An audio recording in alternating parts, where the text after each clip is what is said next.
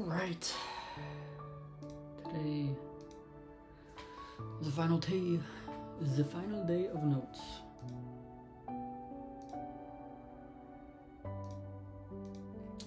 Where was I? Did I finish? I think I did.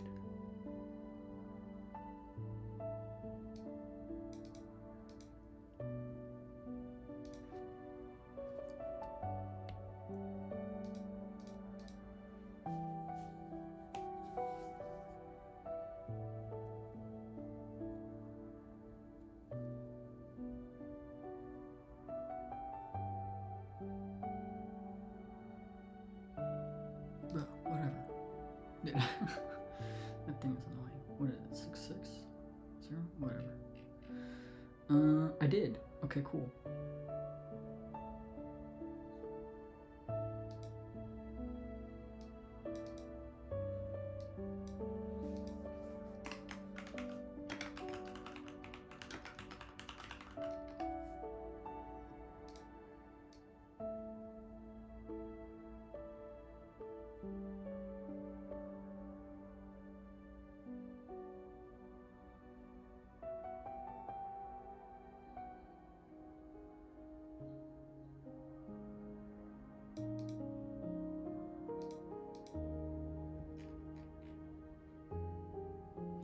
I don't like these text-heavy sections. They make me take more notes than I need.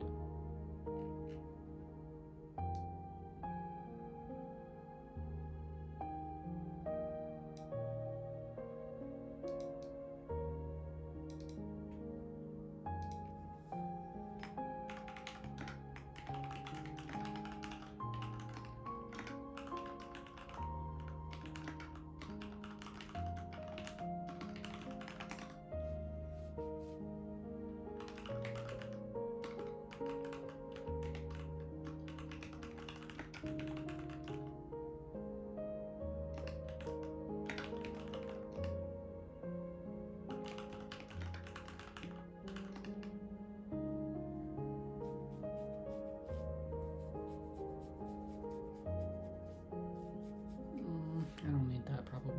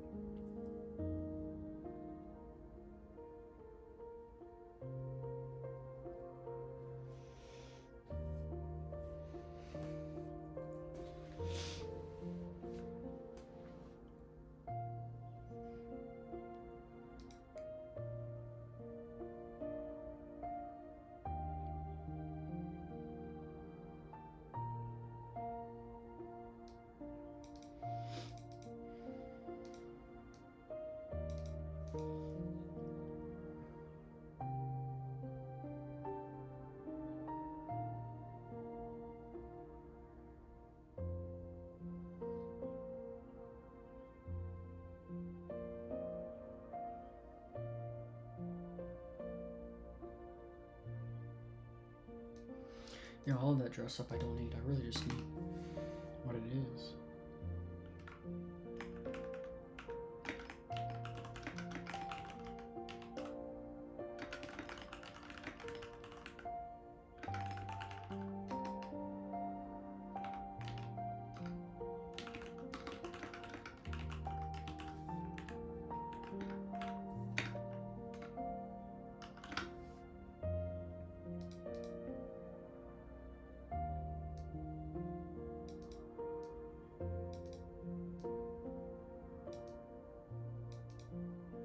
That's not even. What even is that?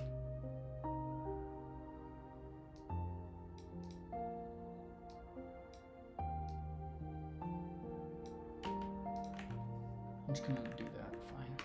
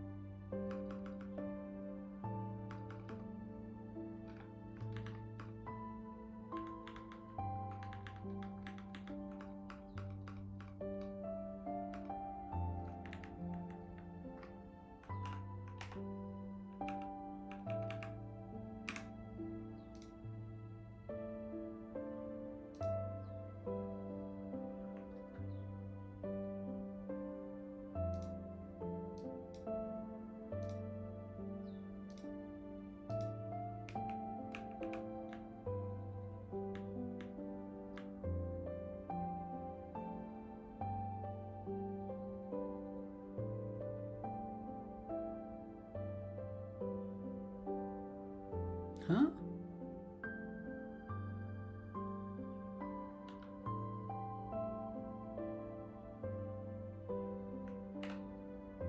Why is that not a link?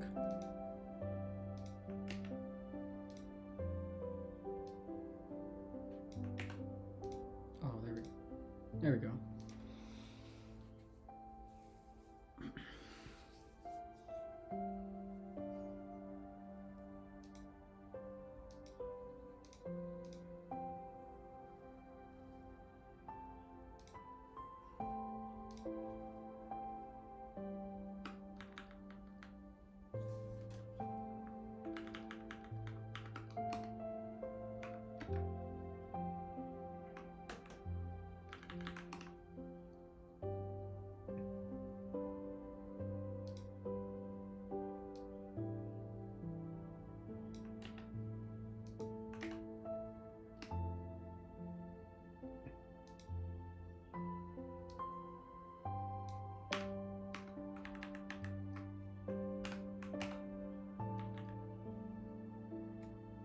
Bruh.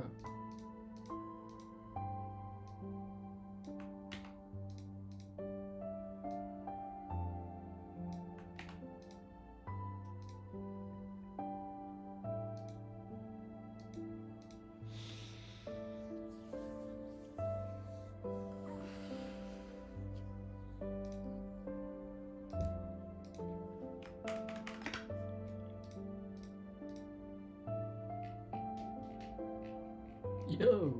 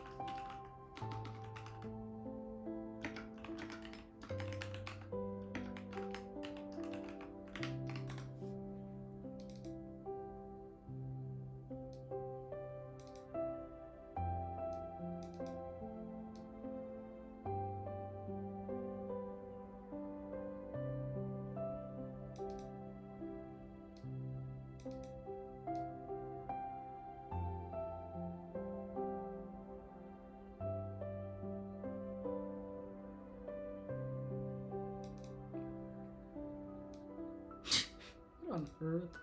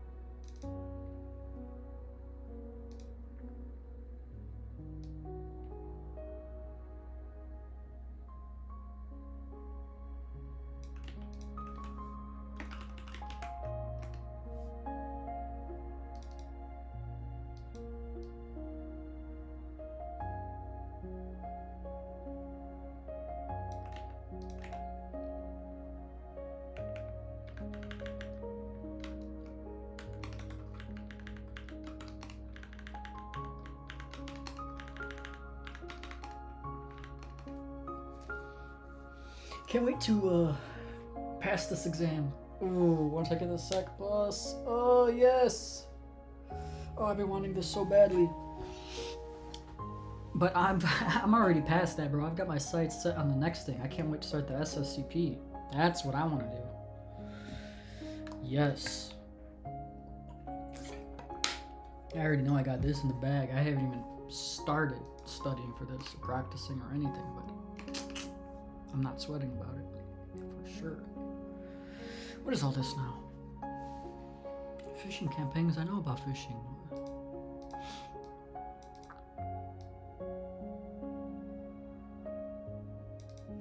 Oh, I see.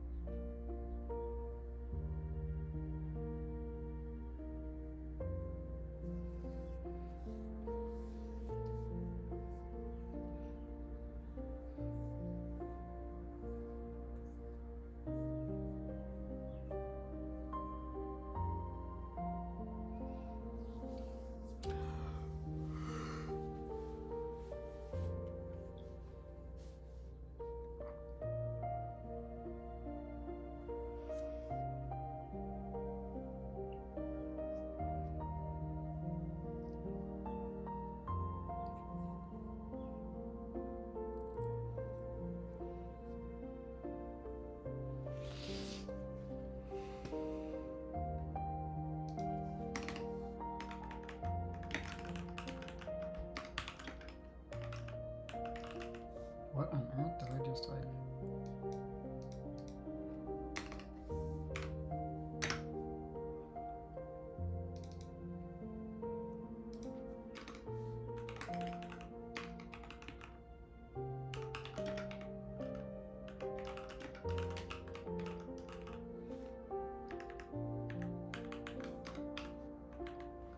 Bro, I'm like mixing up the A and O.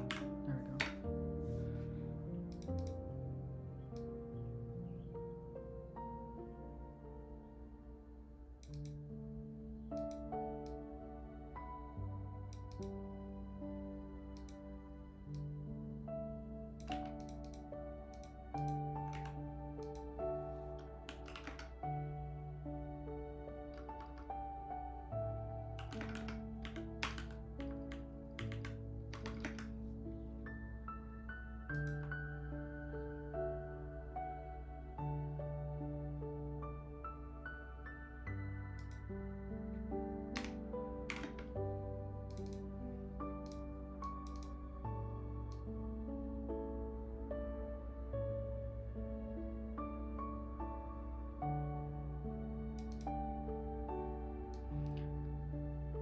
Might as well take the examples. Suppose it doesn't hurt, although they provide a ton of examples.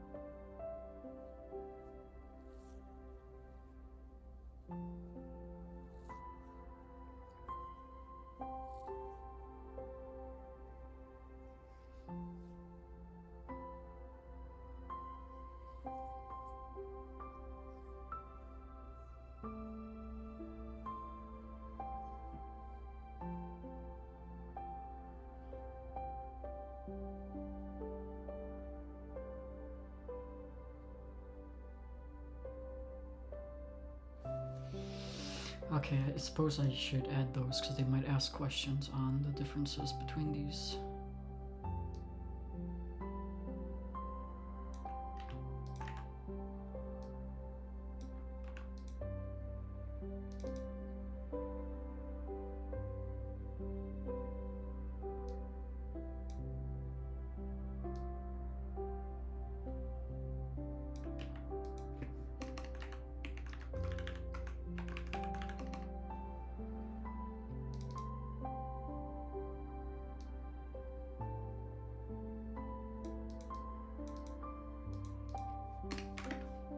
Examples might be good.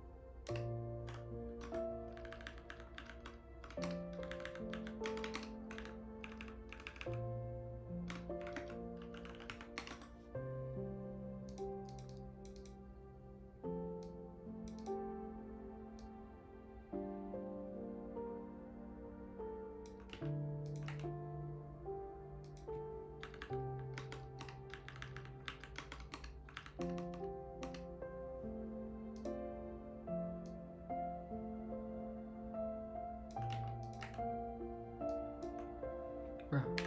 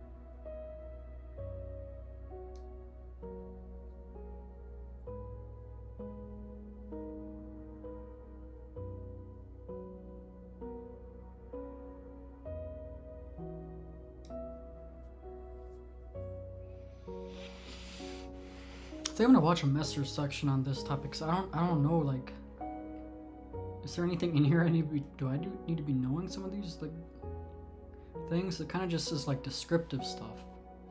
Really, I probably only need to know this.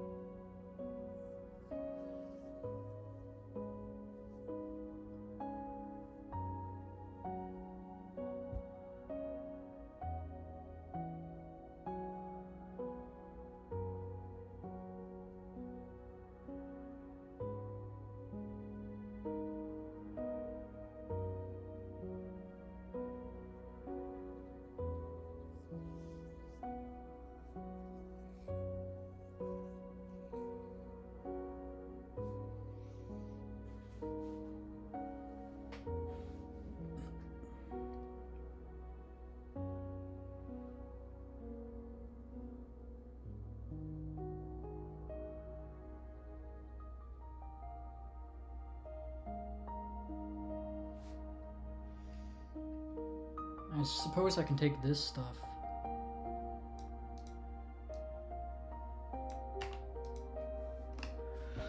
I suppose I can take that.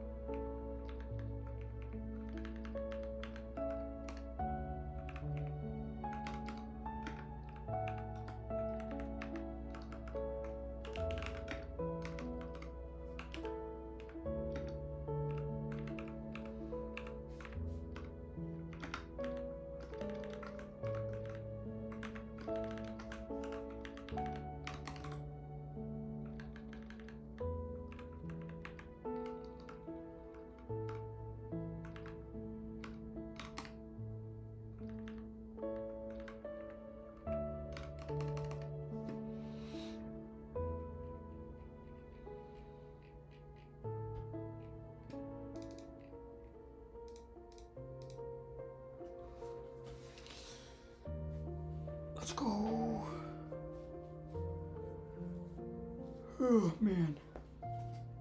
Whoa. I haven't even done anything. I just feel burnt out from all of it. It's been like 20 minutes, bro, but I just feel burned out from everything.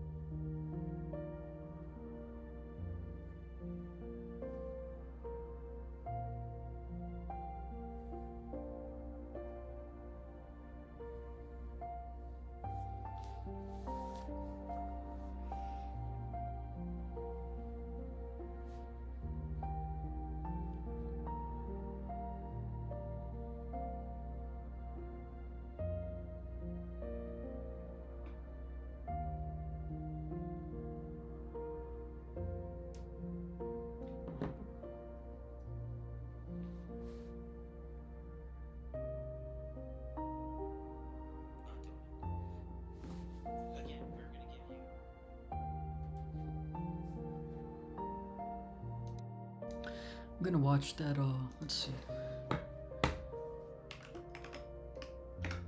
What is it?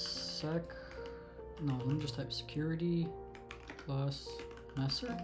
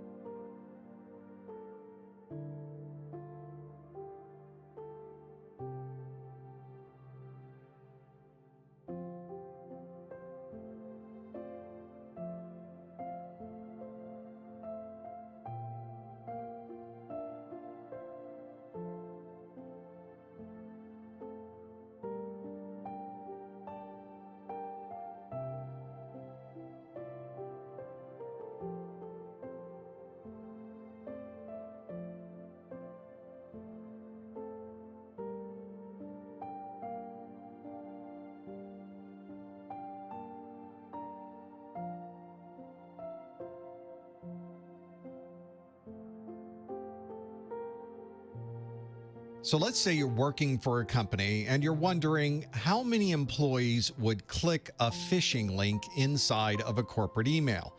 If you're not sure, there is a way to figure this out. You would run your own phishing campaign.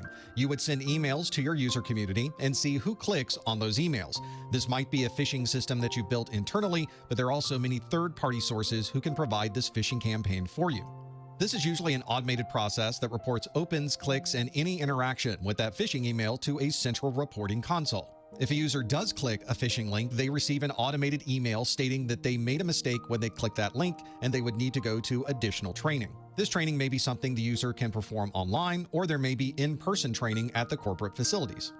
We want our users to recognize when a phishing link might be inside of an email. They should be looking for any spelling or grammatical errors within the message itself and within the link that they're clicking. We want our users to look at the domain name associated with that link, and they should look to see if there are inconsistencies in how this email is constructed. There might be unusual attachments connected to the email, which would certainly be a sign of phishing, and we should see if the email is requesting any personal information or login credentials.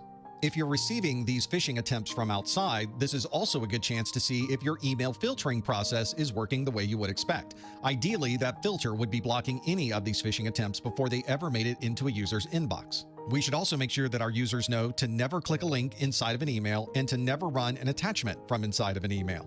We want to make sure that everyone in the organization understands what a phishing email looks like and are able to recognize if they happen to see one in their inbox. There should also be a well-known process within your organization for reporting any suspected phishing emails to the IT security team. If your email filter is working properly, then your phishing attempt will probably look something like this. This phishing attempt was pulled directly from my spam folder, and you can see it's from the United Nations/IMF, the International Monetary Fund. You can also see that the email associated with the United Nation is reservebankogindian@gmail.com. And in this case, the Gmail filter has successfully identified this as a phishing campaign, and it clearly says that this message seems dangerous. Not only are we looking for phishing attempts, we're also looking for anything that might be unusual on a user's workstation. We refer to this as anomalous behavior recognition, and we can start with looking for any type of risky behavior. This could include a person or a service modifying a host file on that device. Perhaps it's replacing a core operating system file, or perhaps sensitive files may be uploaded from that device. We're also looking for behavior that would be unexpected. Someone logging in from another country is certainly something that's not normal, and an increase in the amount of data transfers from a device would certainly be unexpected. And then, of course, we want to look for any behavior that may be unintentional. For example, someone typing in the wrong domain name would simply be an unintentional mistake. The same thing might apply to someone who had their USB drive and now has misplaced where that drive happens to be. Or perhaps the security settings on a device have been misconfigured. All of these are human error and would clearly be put into the category of unintentional behavior. A security team is not going to be aware of these issues unless they're constantly monitoring and reporting on these types of events. This needs to be an automated process where alerts are automatically sent to the security team and reports are generated automatically every day. This might include information about phishing click rates, password manager adoption, multi-factor authentication use, and other important security metrics. The first time someone clicks a phishing link or does some other type of risky behavior, we can address that with user training. The goal would be to make the user aware of this particular issue so that they don't have that issue occur again. And if we're constantly monitoring, we could see if these particular security events occur again. This would point us towards users that need extended training, and we might want to add or change security configurations for that particular user. The process of monitoring, reporting, and training the users would commonly be done by the security awareness team. This would be a specialized team in IT that focuses on these types of user issues. The security team is responsible for letting everyone in the user community know about these security issues, so they might create emails, posters, or some type of training to let people know where these security problems might be. They can also create customized training depending on the job function for that particular individual. If the organization has a group of mandated compliance requirements, they can create customized training that focuses on that specific compliance. And they can use these automated reporting systems to create detailed metrics that can be tracked over time. That way they'll know if their efforts are making a difference in the security of the organization, or if there's a particular area where they need to have an extra emphasis. The security awareness team would be responsible for creating the training materials for IT security, and they'll present them online or in person. They'll also create detailed metrics that show the rest of IT how our security controls may be working. There's usually a group of managers or stakeholders that are associated with the success of the security awareness team, and they'll want to know how these metrics associate back to the overall security of the organization. You'll see the results of these efforts in many office buildings where you'll find classroom training, posters, and information that tells you more about security concerns for that organization. And since there are detailed metrics for all of this information, you'll be able to correlate your training efforts back to the overall security of the company.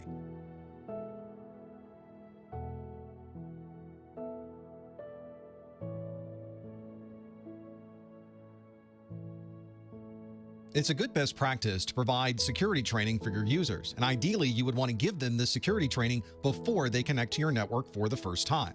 Usually this type of training is relatively specialized. For example, there may be different security requirements for the accounting department than there is for the shipping and receiving department. We also have to think about third parties that might be connecting to our network and what type of training we would provide to them. This would apply to contractors, partners, suppliers, and anyone else from the outside who's connecting to devices and services on our network. It's also useful to keep track of exactly who's been trained and who has yet to be trained so that we know that everyone has a base understanding of IT security on our network. It's important to document all of your security policies and have those policies in a place that can be referenced by every user in the company. You might want to have online access to the policies as part of your intranet, and it's important to also add these policies to every employee handbook.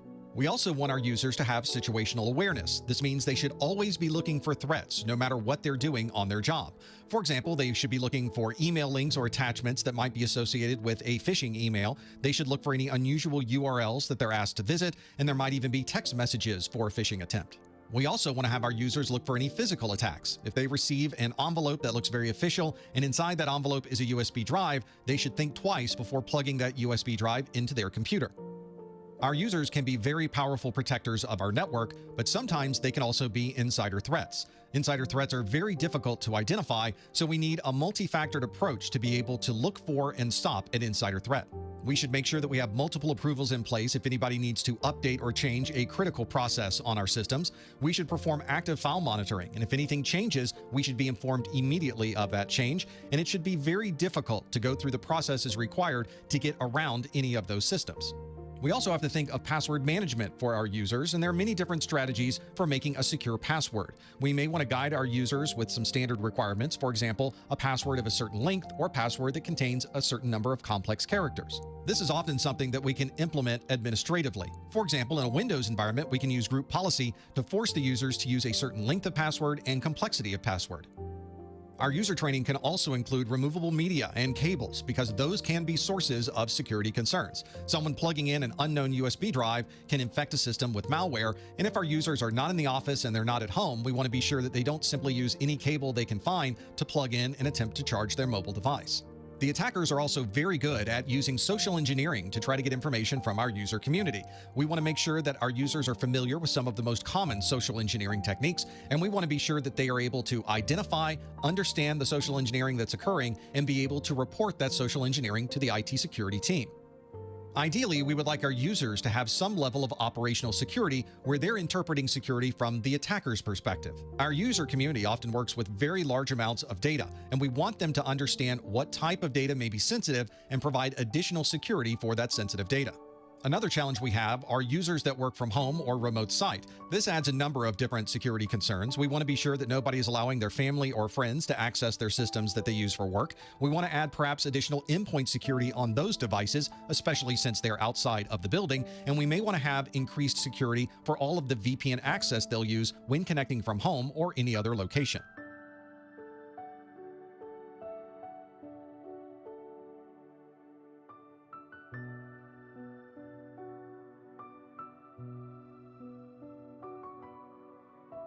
Yeah, so basically I had everything I needed.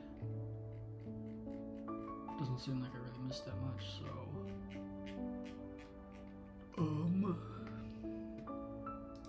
Okay, let's do this. I got flashcards and then the quiz.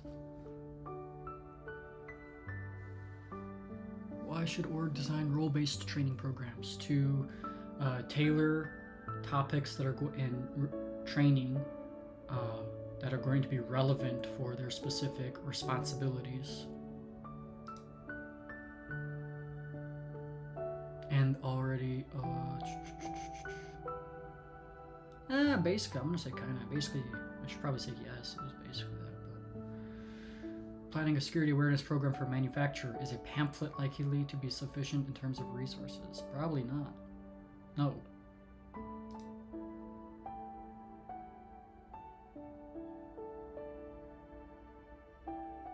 I'm gonna say yes on that, although it added a whole bunch of extra info, but company is victim of several successful phishing attempts. Attackers managed to steal credentials and use them to compromise key systems. What vulnerability contributed to the success of these social engineers? I mean, vulnerability. Human vector of vulnerabilities. A human element? I don't know what it wants me to say. Lack of proper training directly contributes. I'm gonna say kind of, because the human element and training, whatever, blah, blah, blah. Oh, there's still, okay, now it's the last page.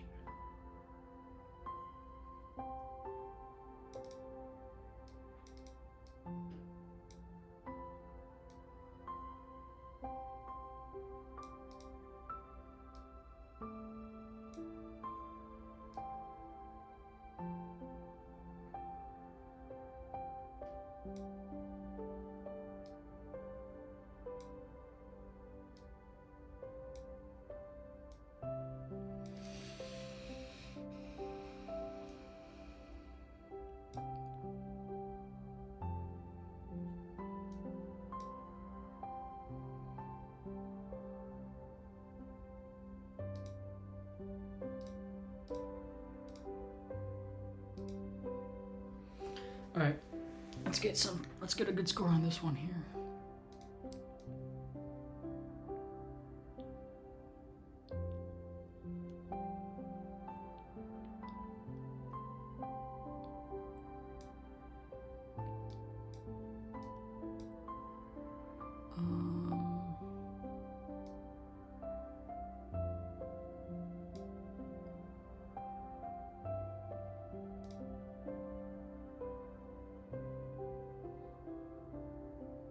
Ooh, wait, what? Okay, hold on. Must ensure service complies with cross-border data transfer regulations and individual rights under different national and international laws. What should the CPO consider? So, okay, not A. Implementing region-specific data minimization practices for data collection. Updating corporations' firewall configurations? I don't think it's that. Ensuring adherence to global data transfer frameworks and agreements. Probably, okay, it's probably a D. Yeah. Okay, never mind, that was actually kind of easy. Company evaluates security policies to prevent potential data leakage and malware infection to portable storage devices. What action would most effectively reduce the risks associated with unauthorized use of such devices? Implementing a strict removal media policy? Removable media policy? Yeah. Policy, maybe. Regularly updating company's firewall settings? No. Increasing frequency of employee cybersecurity training? That could be pretty good. Replacing all Ethernet cables with shielded versions. Company evaluates its policies. What action would most effectively reduce? Probably the training. Because just adding the policy might not do anything. I'm going to go with the training on this one. No? Really? I thought that training would be better than just adding the policy. Because you might add the policy, but then if you don't train on it, it's like futile then. Okay. Dang, that's one I actually thought it would be, the training part would be more important. I guess the policy is a prerequisite to the training either way. So I suppose that makes sense. Huh. Okay.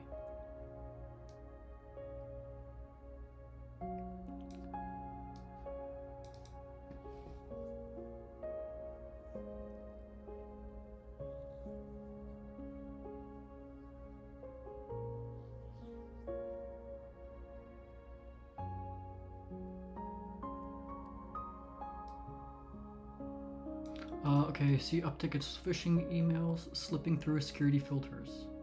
It's enhancing technical security measures, but is considering immediate actions to involve employees more effectively in its defense strategy to mitigate related risks. What actions should the organization undergo? Select 3. Okay. Conduct training sessions for employees to recognize phishing attempts? Yes. Implement a system for employees to report? Yes. Deploy a new firewall to inspect incoming email traffic? Maybe. Let's see what the last one is. Enforce 2-factor auth. That has nothing to do with it, so... What? Oh, dude. Wait, that got me. I went too quick on that. What?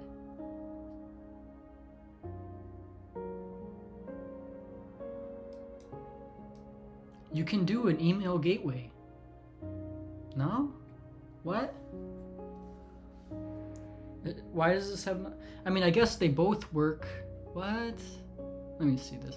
Applying a new is a technical measure. Is it not supposed to be a technical measure? In considering immediate actions to involve employees. Oh, that has nothing to do with employees. Oh, I went too quick on that. That's my bad. Oh, that's so bad. I can't get 2 wrong like this. That's too many. 1 wrong is okay, but this is... Oh, man.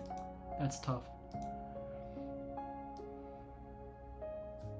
Healthcare providers modernizing its data storage solutions to comply with health information privacy laws. The CISO must ensure sending data access logs to healthcare regulatory authorities is in a specific format. What kind of reporting is taking place? Internal compliance reporting? External compliance reporting? Data retention policy enforcement? Privacy impact assessment? The CISO must ensure that sending data access logs to healthcare regulatory authorities in a specific format. So that's probably external compliance reporting. Confirm? Nice.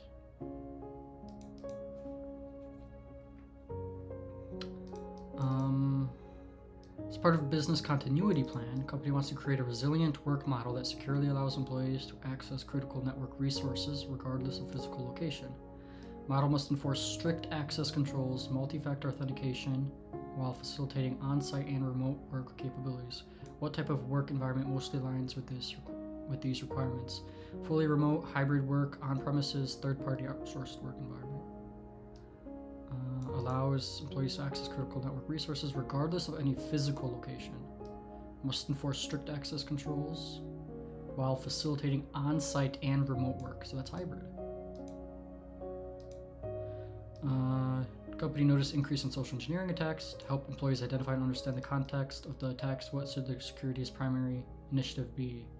New firewall, update password policies, conduct situational awareness training, complete data privacy course. No, I'm gonna go with C.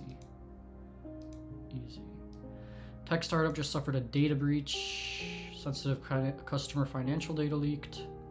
CEO has immediate concern about the tangible penalty the company will face due to violating data protection regulations. What is the CEO primarily concerned with in this situation? Privacy policy updates, reputational damage, fines. Enter. Nice.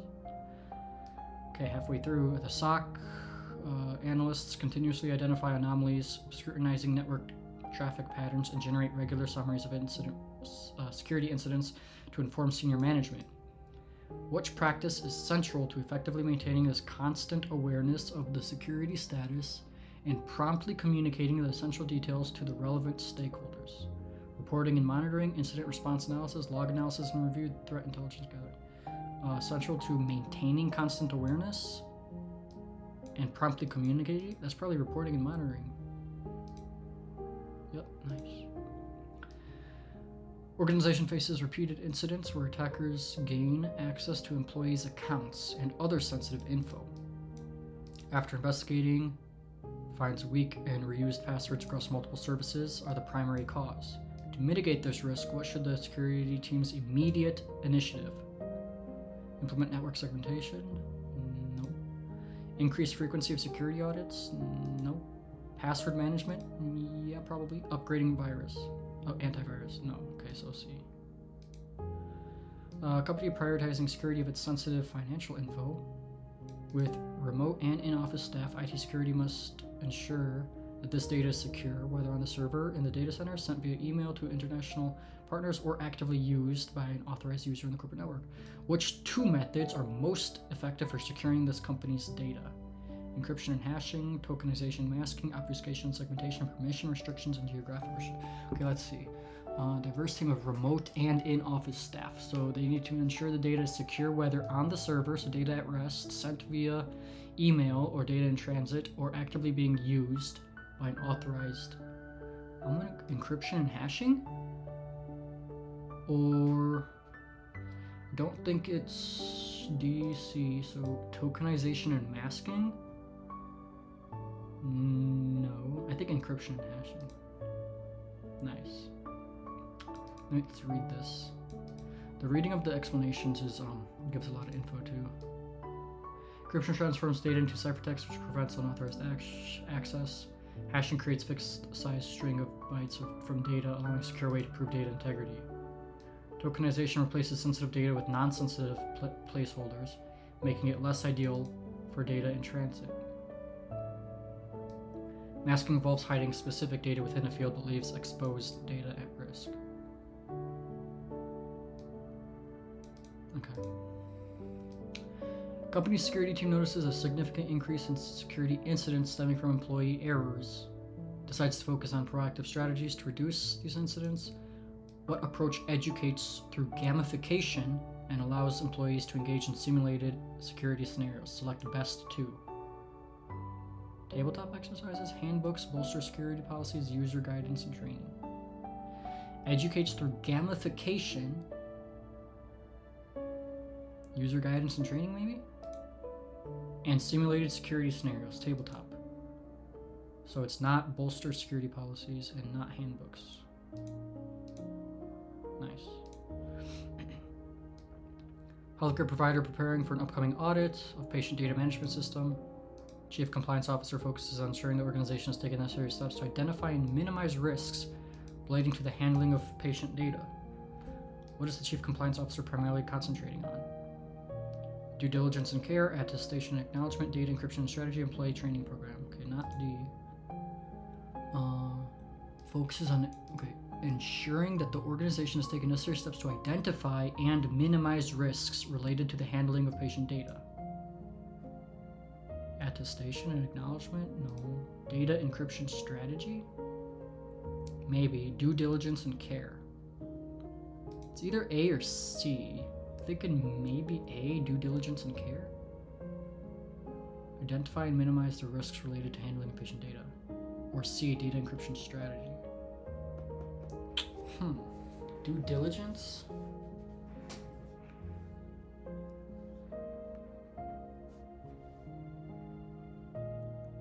Ensuring the organization has taken the necessary steps to identify and minimize risks. I'm going with due diligence and care.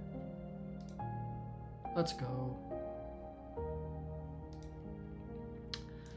Healthcare provider located in EU member state must maintain comprehensive patient records while ensuring the privacy of individuals' information. How can the provider navigate legal requirements for data retention with respect to patients who request that their information be amended? How can they navigate legal requirements for retention with respect to patient rights? Establishing specific data retention policy, maybe. Maintaining extended data inventory. Complying with mandated regulations. Regularly reviewing and updating privacy policies. Navigate legal requirements for data retention.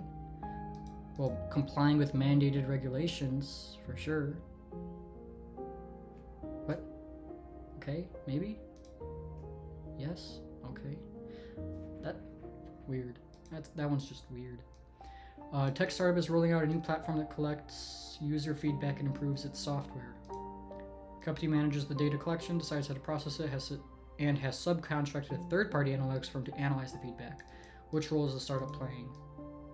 Data controller, data subject, data processor, data custodian. Ooh. Okay, so it's not. Wait. Tech startup is rolling out a new platform that collects user feedback to improve its software. Company manages the data collection, decides how to process it, and has it subcontracted to a third-party analytics firm to analyze the feedback. Well, it's not the data subject. Is it data custodian? Typically, data controller, data processor.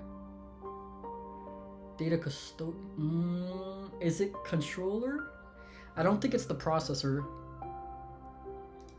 It's either controller or custodian, and I'm going with custodian because the controller would be a person within the firm. So the startup is the custodian. This is a hard one, kind of. Oh, they got me good. It's the controller. I thought it was a specific person. Wait, what's the custodian? Custodian is responsible for maintaining and protecting the data. While the startup does handle the data, its primary role is not merely safeguarding it, but deciding how to use it and process it. Okay, decides how to process. I guess it does make more sense to be the controller because that's more directly of the info it gave. It's more directly pointing to like ownership, management of it. So I guess data controller would make the most sense, which I guess it does. I just figured that it applied to like a specific person within it, just because the PBQs that it gave me, so that kind of messed up my thinking there. But yeah, okay, but this makes more sense.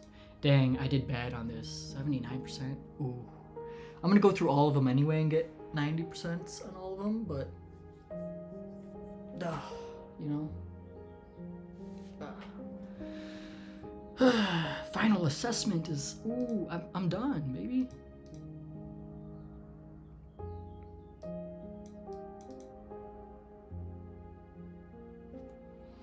Oh, I'm done. I'm done. I wish I was done a couple weeks ago, but I'm done. I'm done now, and that's what matters. Almost done. I still have a couple labs to do, but I can, bam, done. Look at that. Look how beautiful. Look how late I am. 24th, and it's the 6th. 12 days later. 2 weeks later, basically.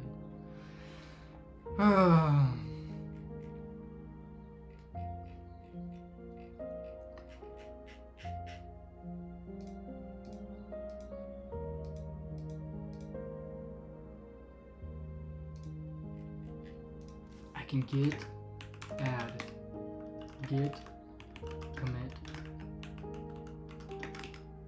What section was this? I have no idea. I gotta go to here. Personnel policies.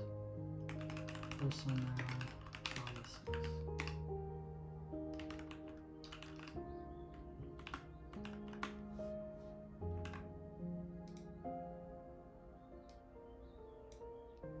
Should I add this to week 4? It should be week 4, right? It should be like that. And then that way I can make this done. This is all the practice stuff here. That's what makes the most sense. Yeah, I don't know why that was in there.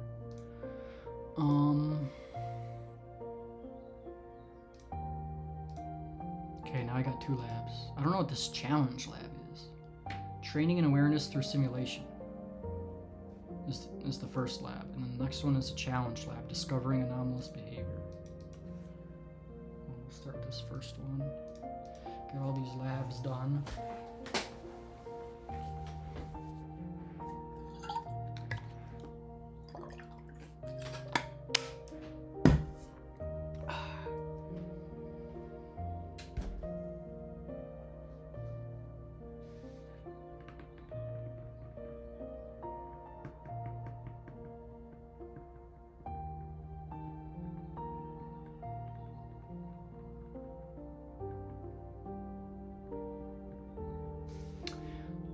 Question I need to ask the internet. Does preview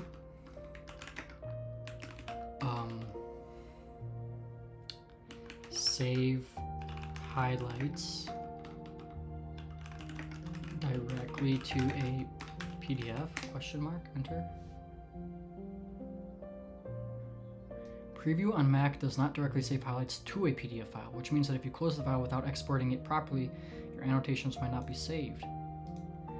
However, a workaround involves exporting the annotated PDF as a create PDF/A file, which ensures that all annotations are retained and can be edited later. To ensure your highlights and annotations are saved, you can follow these steps. File export PDF/A. Alternatively, if you are using Zotero, you might face similar issues where highlights made in the internal PDF viewer are not saved to the PDF file when opened externally. To avoid losing your annotations, it's recommended to use consistent methods across applications. I don't like that.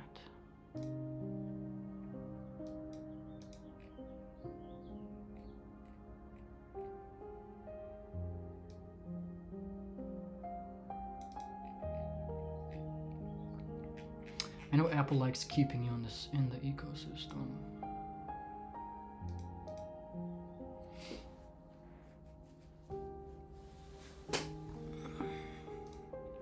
Dang, I'm gonna have to do all these PBQs. I'm gonna have to do all these again. And then the practice questions all again. These ones, this is gonna be a good practice though, at least, to do all these again.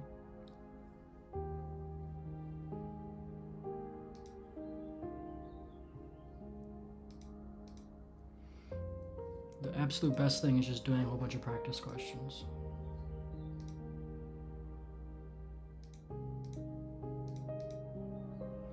Alright, let's see what this lab is about. Training and awareness through simulation. This lab you'll learn about social engineering training and awareness through simulation. Often the best way to learn about security subjects is to walk through it step by step. In this lab you'll operate as an attacker and as a victim to see both sides of a phishing scam, which result in the attacker gaining remote control over the victim's system via a reverse shell exploit. You'll be using Kali VM and also a Windows Server 2016 VM. Okay. Most social engineering scams are based on a pretext that the victim will likely accept. In this exercise, pay attention to the communication between the attacker and the victim to determine the pretext used. A successful social engineering attack depends upon the pretext being accepted. The attacker will set up the attack to be as simple as possible for the victim so there is minimal friction for the victim performing the steps leading to a security breach. In this exercise, as an attacker, you will set up a reverse shell exploitation. Reverse shell establishes a listening service on the attacker-controlled system, then tricking the victim system into connecting outbound to the listening voice service. As the attacker, you will facilitate the victim's actions through social engineering email. Okay. I already did one like this, didn't I?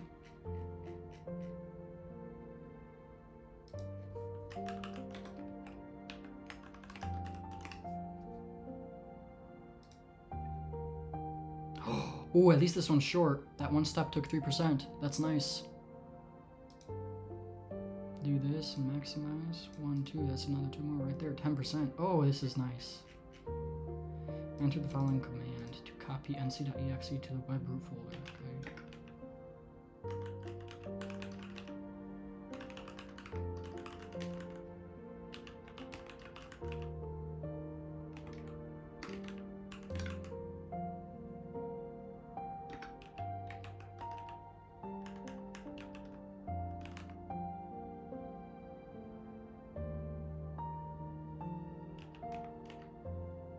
Wait, what?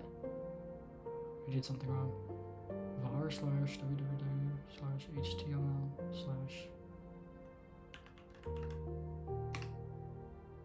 Did that work?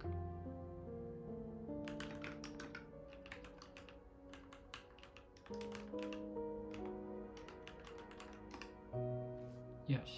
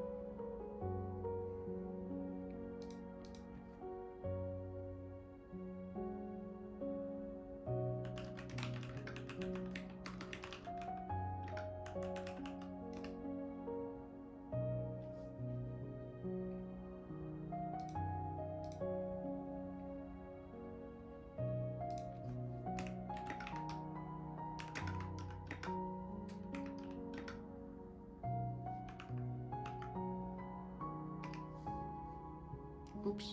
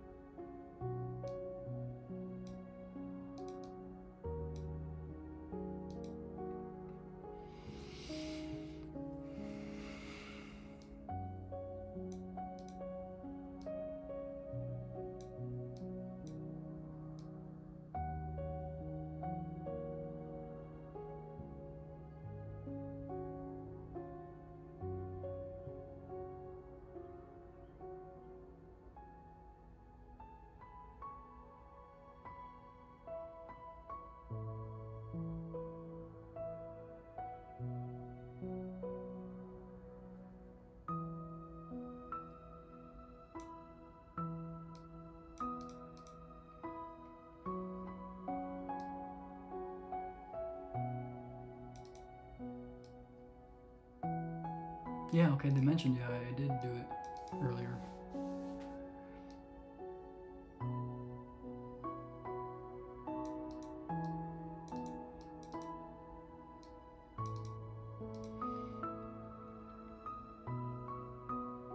What? Oh.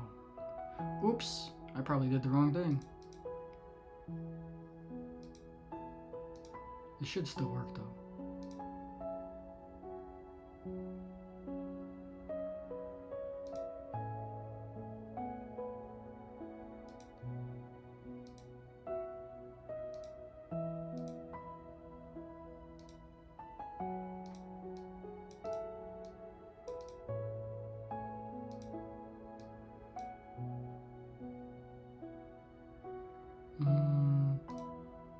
Not working. Oh, it did, okay. I don't know why it didn't pop up.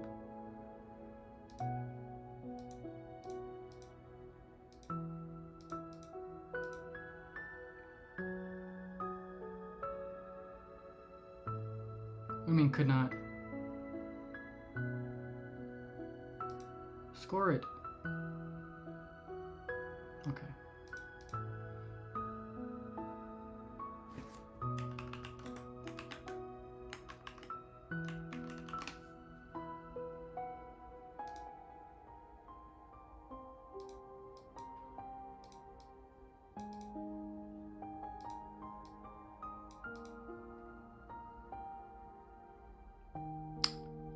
Oh, okay, it is working. Nice.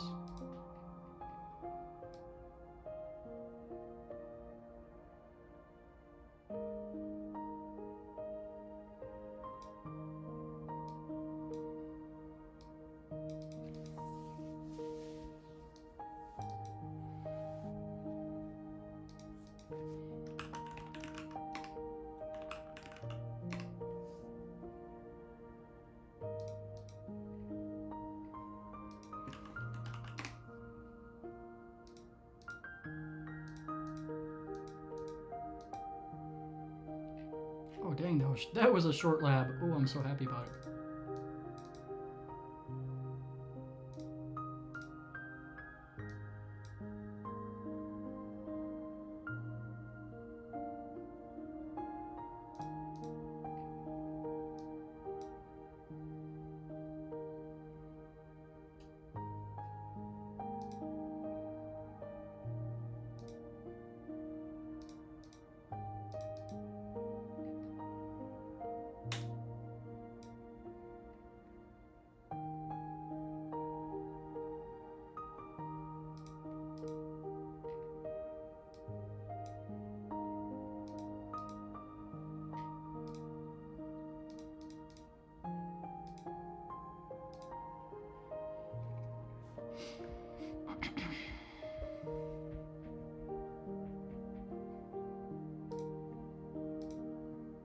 Nice.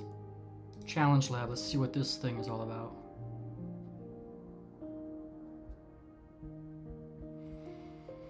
I do not know. I have not done a challenge lab before. I don't know what that means. Does that just mean that it wants me to do something with probably more challenging, like without instruction or something like that?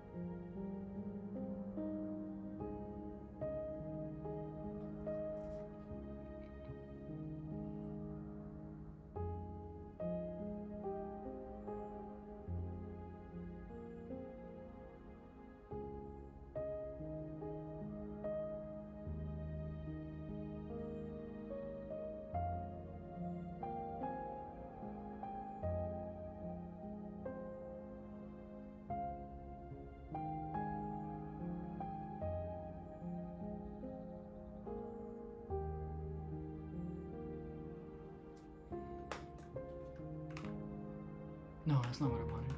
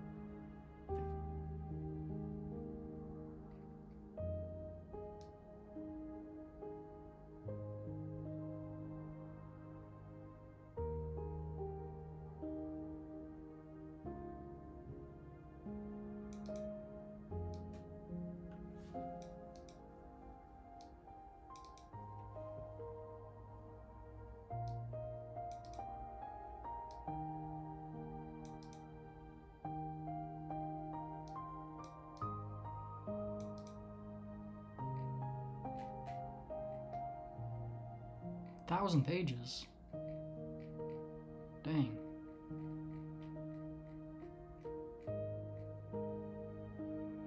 Where do I add it to the list? Oh, here.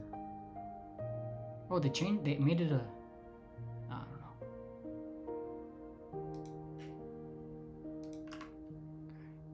What was that? Was that an ad I saw? That's crazy. What is this? Security onion? What is going on? What is that? Is asking you to see, okay, allowed. Security onion, and why is this doing this? Hold on, wait, I can fix it. Wait, no. This one? No. No. Why are you not working?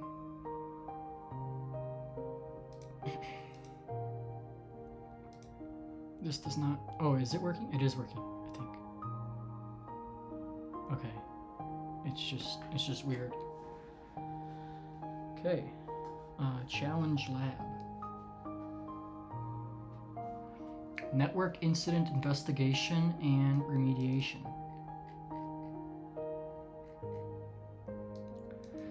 You're a security analyst at Hexalo, a leading cybersecurity company that provides solutions for various clients. One day, you receive an incident report from one of your clients, a large e-commerce company, that suspects possible data leaks from one of their satellite offices. The report states that some customers have complained about receiving phishing emails and vishing phone calls after conversations with sales personnel. You suspect that the office might have been compromised by a malicious actor who is stealing customer data and using it for malicious purposes. Your task is to investigate the incident and identify the source and scope of the data leak. You also need to mitigate the issue and prevent further damage to the client and their customers. To do this, you will use various tools and techniques to analyze the website, the network traffic, and the server logs. You will also communicate with the client and provide them with regular updates and recommendations.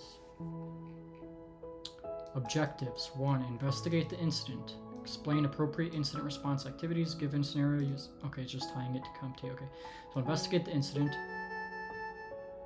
Oh, shoot. Analyze logs to gather more information about the incident. Look for any anomalies or other suspicious activity. Should I just take the break? Huh. and come back later. I should probably do that. Analyze logs to gather more info about the incident. Look for anomalies or suspicious activity that correlates the info from the packet capture output. Identify the nature of the security incident. Determine the source of the breach, affected systems or files, and potential impact on the network. Remediate the security incident, including removing any anomalous files from the system, modifying permissions to prevent unauthorized access, and implementing additional security measures as needed. 5. Monitor the network for any further suspicious activity. Next. Yeah, dang, this is a challenge thing. They're not gonna... They want me to do this. Yeah, bro, I've got no idea. Wait, let me just read that. Steps you might take in this scenario. Perform a vulnerability scan to identify weaknesses or misconfigurations that could allow attacker to access workstations or inject malicious code. Analyze network traffic using a tool like Wireshark or TCP dump to capture and inspect packets sent and received by the website. Look for anomalies or suspicious patterns that could indicate data exfiltration or command and control communication. Review server logs and visualize events and activities. Look for indicators of compromise such as unauthorized access, unusual requests, or error messages. Identify attacker's IP address, domain name, and or email address. Report findings of the incident and summarize recommendations, impact, root cause, and mitigation steps. This is a challenge lab that will help you challenge your knowledge and skills to that will help you to complete it. Okay. In the event that you need assistance to complete the exercises or tasks, select for hint to display the steps. Using a hint will award only half credit for the task which it's associated. Select submit to score the lab. You have 60 minutes to complete this challenge. Next. Okay, task 1. So it kind of walks you through it. It's not too bad. Okay, I'm gonna exit. I'm gonna save and exit. And do this break. Because I want to be able to record this hour-long lab I'm probably gonna have to do. And I don't want to skip this break either.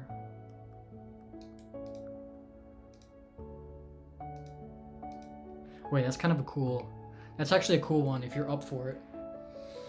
I should be up for it. Like you should not want to. You shouldn't want to not do that. Although I don't want to do it, but I have to eventually. Not even eventually. That's something I need to know how to do. I just don't feel ready for it, but I'm gonna challenge myself for that. Anyway. Nothing. Break time.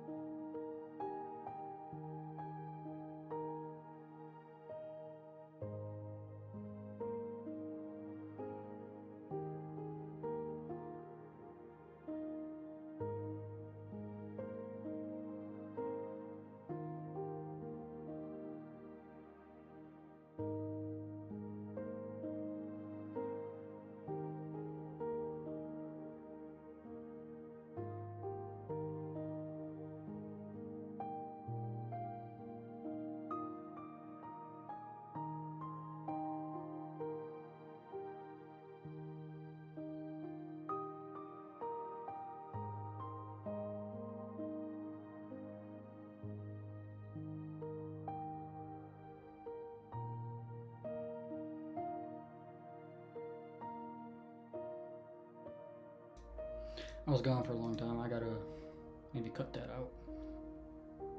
And I'm probably not even gonna be here for that much longer. Probably like maybe an hour. Maybe I can finish this lab though. Let's see.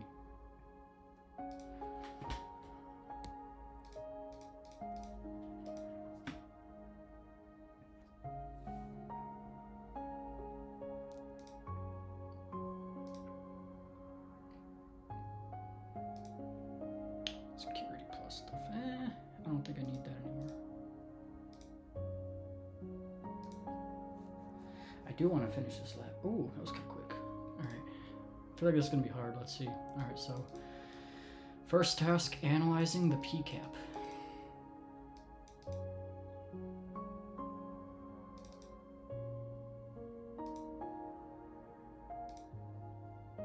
Okay.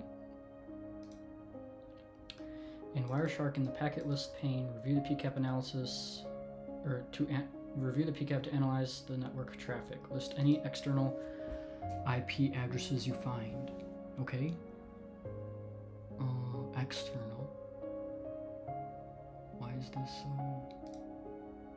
Can I move this? Oh, okay.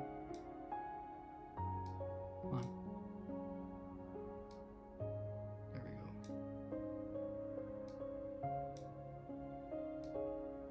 It doesn't want to move. Okay, now it does, but now it went too much. There we go.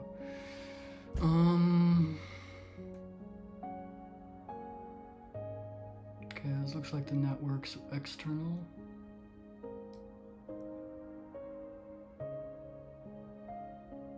Right, wait. Here.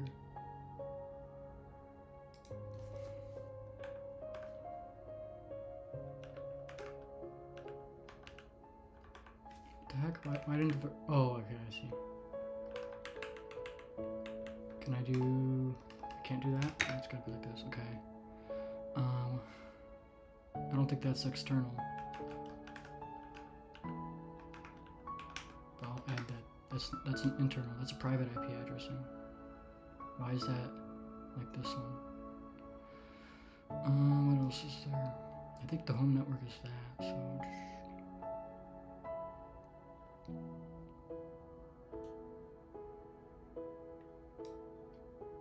It's only 6 degrees.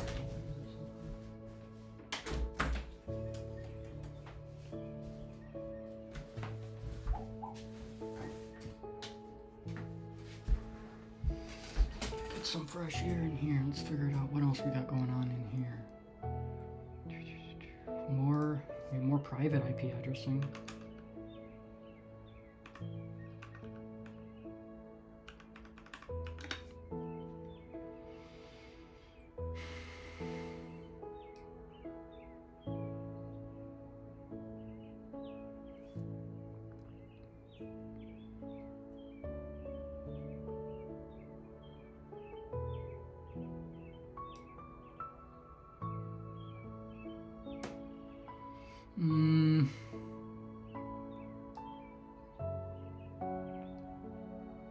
It's not too big of a PCAP, so there's not really much here externally.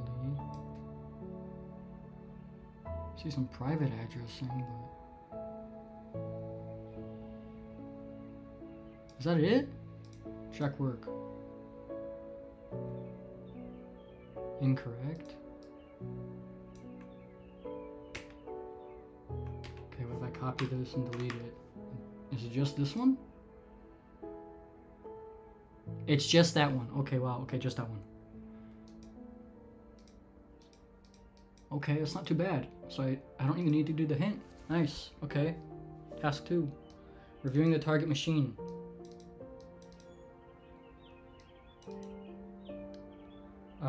Okay, so now we're going to the target, which is Windows Server 2019.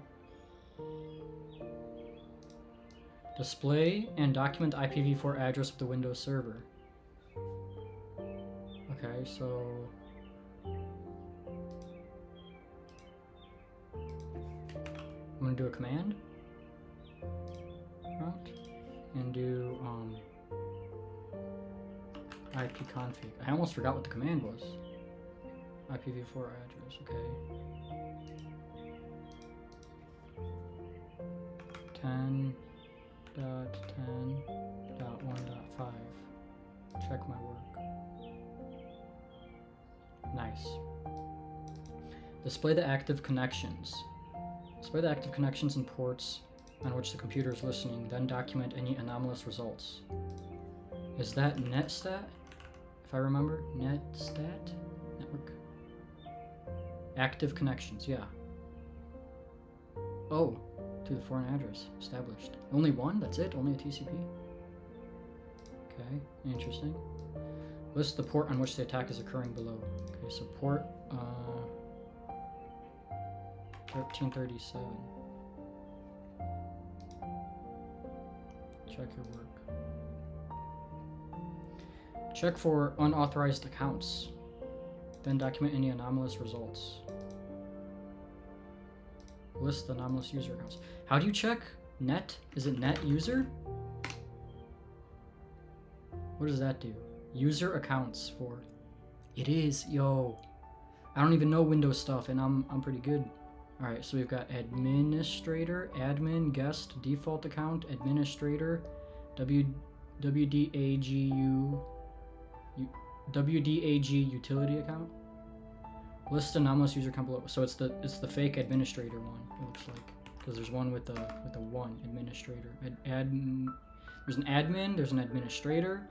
There's a guest, a default account, WDAG utility account, and then another administrator account, but with a one in it. So I'm going with this administrator. Did I spell that right? What is that? Administrator. It looks like an L, but I'm gonna check that. Should be that one. Yep, correct. Check for anomalous processes. Review the running applications, processes, and services, then document any anomalous results. How do you list processes in Windows? Oh no. Via command line. What is it? I think on Linux it's services. But on Windows, what is it?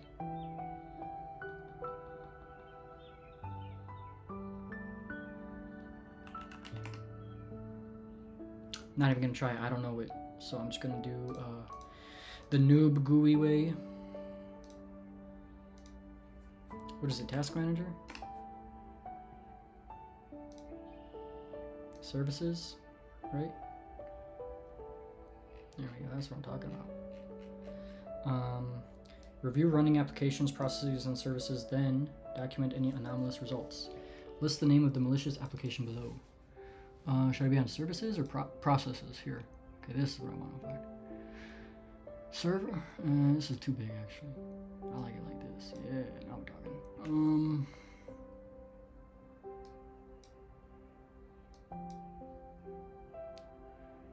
Com surrogate, CTF loader, Google crash handler, host process for Windows tags, lab on demand, Hyper-V management agent, It's probably just gonna be like called malicious app or something like that, something obvious.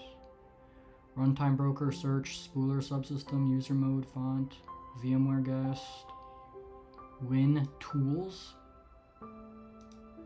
That looks suspicious because it's like Win2T0OLS.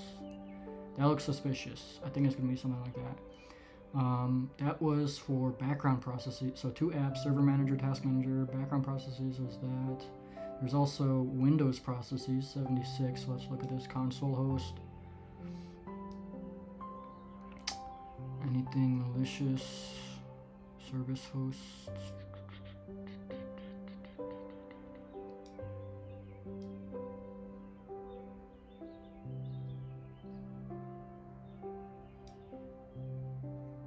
I don't think so. I think it's that WinTools thing. That one's weird. So let's see. WinTools. WinTools. I think it's that one. Yes, I got it. Bro, I'm too good at this, bro. Let's go. Next. Knowledge check. Okay, on which packet number does the attack start? Bruh. I don't know. I didn't look at that. Now I gotta go back. It's dumb. How do I log in? Security on it. What is... There's a different OS? Let me see. Wasn't there a... Linux distros? What was that site they say? LinuxDistros.com? No. What was that site?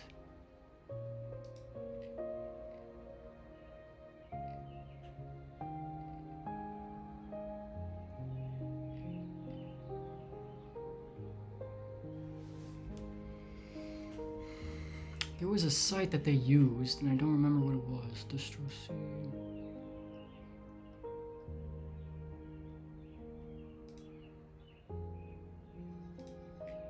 Should have saved it.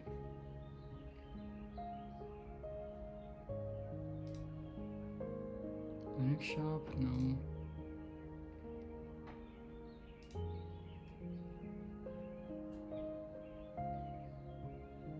I don't know.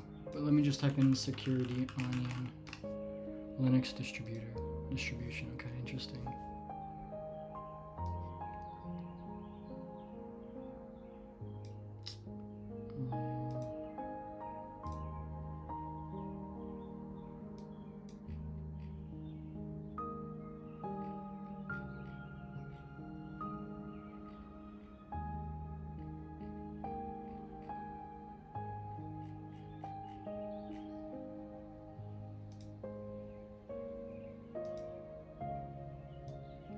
Security Onion is a free and open platform built by defenders for defenders. It includes network visibility, host visibility, intrusion detection, honeypots, log management, case management. For network visibility. What is this? Got ads on here? When your friend skips your favorite song on the playlist. Okay, so Kali is more like offensive, and this is defensive. Is that what we're doing here? For network visibility, we offer signature-based detection via Suricata. And the sound of that ice-cold can cracking open was music to your ears already. Coors Light. Choose chill. Celebrate responsibly. 2024. What was that site, man? I kind of want to find that. I'm gonna have to join that lab again.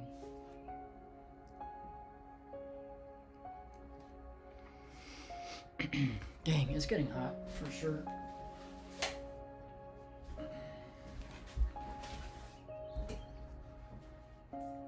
What was the question? Okay, they wanted to see which packet number does the attack start on.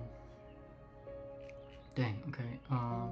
It's probably the first one from the anomalous, from the external thing, so... And it's TCP, so I can filter by TCP.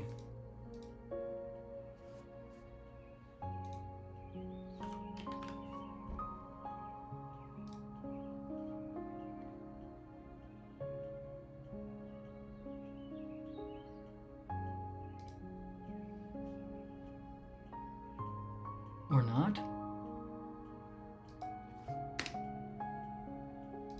Okay, it doesn't want to filter, I guess there's... Okay. Oh, here. It's right here. 28? Yeah. Give me that. Which protocol is being used? TCP, bro. Come on now. Okay, not bad. Log analysis. Alright, so we found the malicious process. Now we want to do examine Windows security logs to determine if any unauthorized local accounts were created in the Windows Server machine. Well, we already found an unauthorized account, which was the administrator account.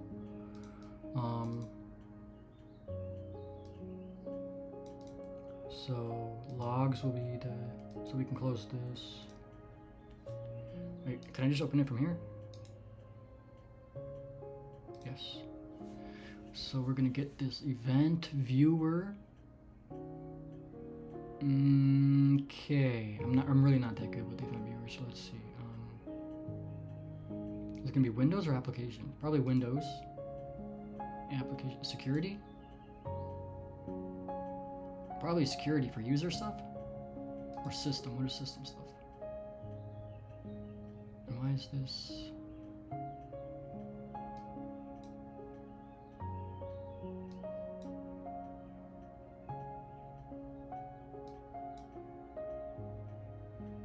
I think it's gonna be security. And search for event ID 4720. Find 4720. Find next. And cancel. That's 5061.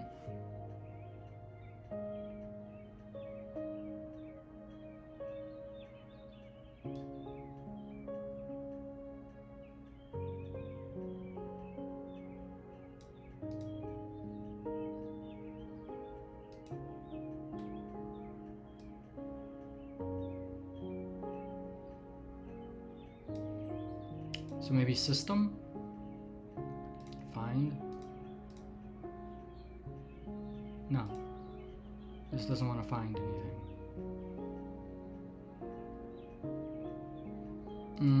Okay, I'm just gonna go to event viewer, and no, that's not gonna work, okay, log summary.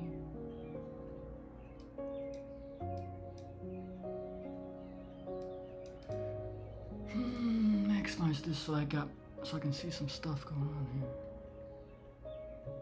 It's gotta be applications and services? I don't think so.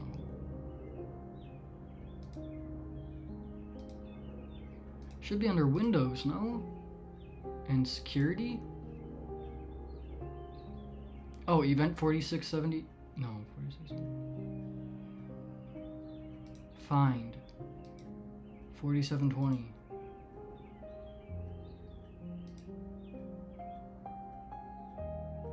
It's not doing any. There is none.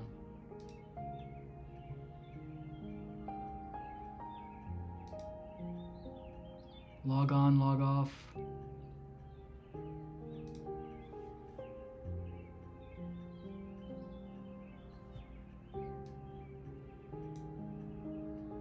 If no user creation events are found, be sure to check for any saved log to review. Saved logs here, okay. So I can't find it in here, so let's go to saved logs. Security. Okay. And now find. We got him, boys. 4720. Account name, administrator. We found him. Boys, we got him. We got him. Document your findings for use later in the lab. What do I document? Resources, log data, event viewer. I don't think I need that, but I found it. What do I document? Notepad? Do I open up Notepad and just start typing something? Nope. Alright, let me document my stuff on this Notepad type thing here. What do I want to write?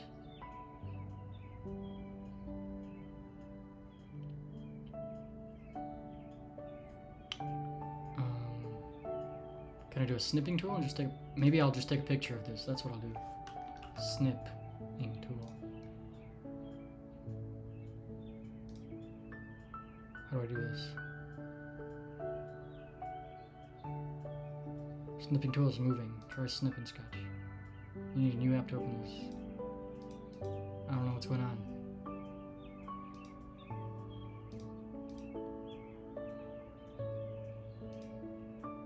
Free rectangular. Is this not gonna work?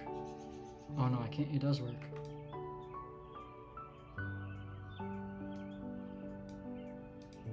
Come on.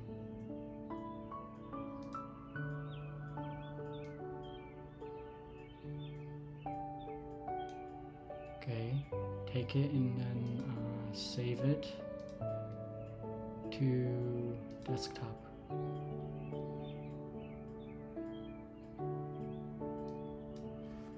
New user event log. Yeah, I'll just type it that. Save. Alright, that'll be my note. And then I'll close Notepad. Okay, documented. Next. Now, in the previous task, the PCAP was analyzed. Let's review the PCAP details for specific details regarding the incident. So let's go back to Security Onion. You skipped ahead. What do you mean I skipped ahead? No, I didn't.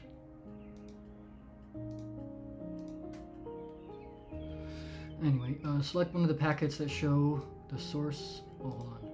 Let me get in here.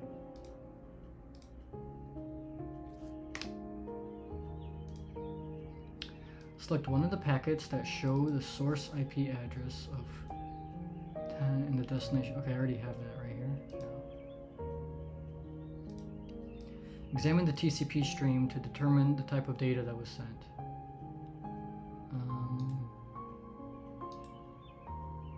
How do I do that? Follow? TCP stream? Whoa, I've got some info.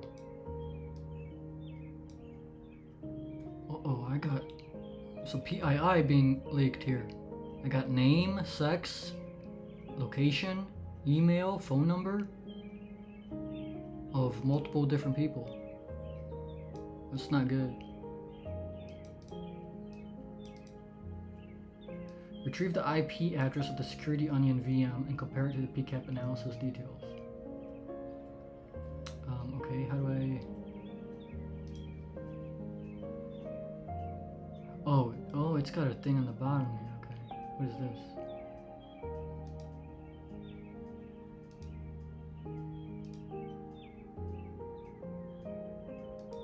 Interesting. Oh, this is the header of the... Okay, that's interesting. Whoa, it looks like it's built from Ubuntu. I mean, I don't know if that doesn't really make sense as a statement, but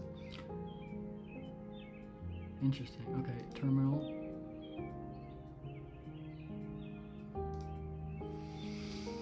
Come on, give me terminal.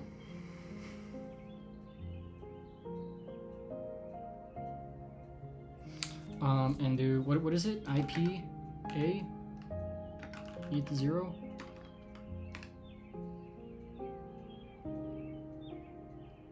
Bruh.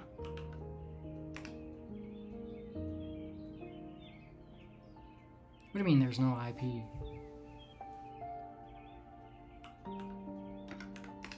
IPA.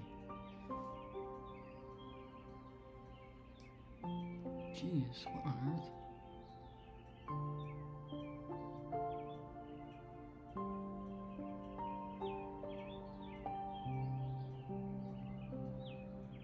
Loop back. Here. Link ether ENP2S0. That's what it is, okay. Because sometimes it uses that. 10.10.1.55. ENS. Oh, it's ENS32?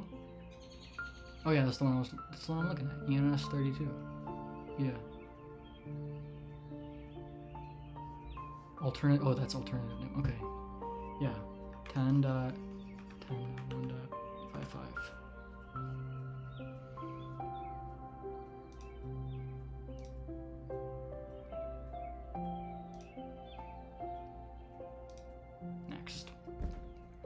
Exercise 2 knowledge check. What type of encryption is being used in the compromised data? Oh, TCP stream. Let's open up that. Bro, this VM is a lag and a half, bro.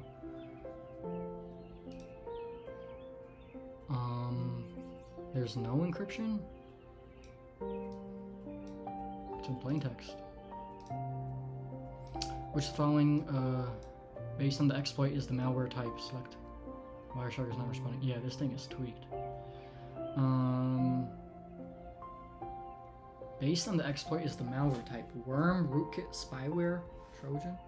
I don't know. Spyware? Yes. Exercise 3 incident identification. Reviewing the target machine's findings. Review your notes to determine the data classification of the data sent from 10.10.1.5 to this. Oh, here?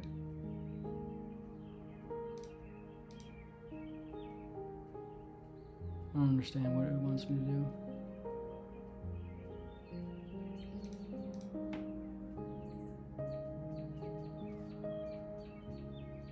To determine the data classification of the data sent. Oh, it's PII. Because it's names and stuff and things like that. Okay. Review your notes regarding the running applications and services to determine the data classification of the data sent from the Windows server.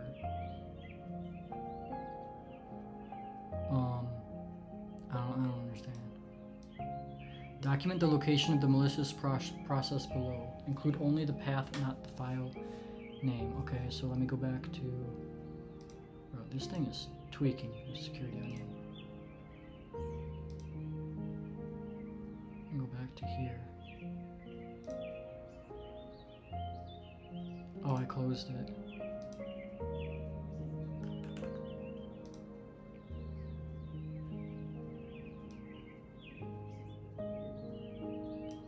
WinTools, click.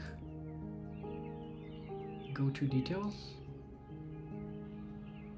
Does that do anything? No. Open file location.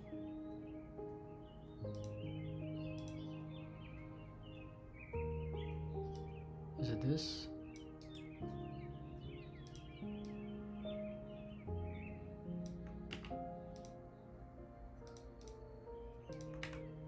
Nope, that's not gonna happen. We'll see if it's this.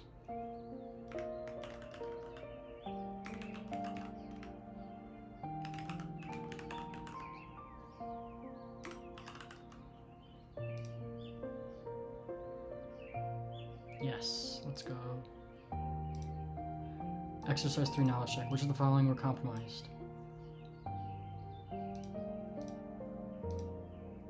What? There's more? Oh, this? What do you mean incorrect? That's it? Addresses and names, but not credit card numbers. Maybe social security? Dang, I didn't. Which of the following is the data classification that is being exfiltrated? PII.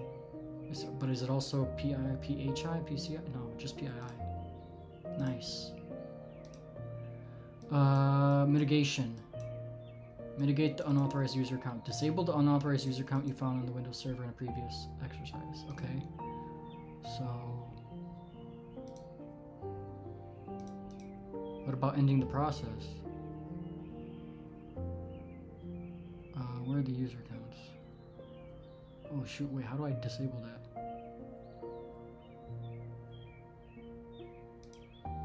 This is event viewer.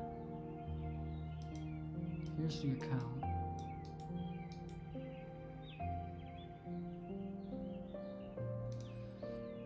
How do I manage accounts, bro? I'm not a Windows person, I don't know how to do this. Add, edit, or remove other users. Settings. Here it is, I found it. Disable.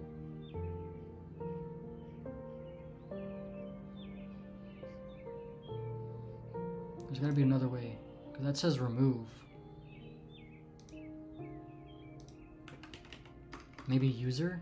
Let me type in user, see what happens. No. Account. What's the control panel? Is that what it's called? Control panel? User accounts.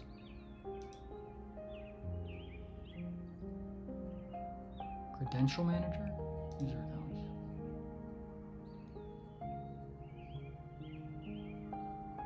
Change your account type, change your account name. Manage another account. Administrator, local. Change account name, change the password, change the account type, delete the account.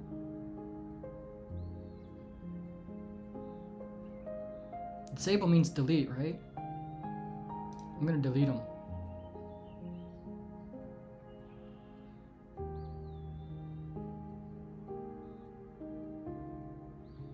What's the other way to do it? It's gotta be delete, right? Should I use select hint? Do I delete it? I'm deleting files and deleting the account.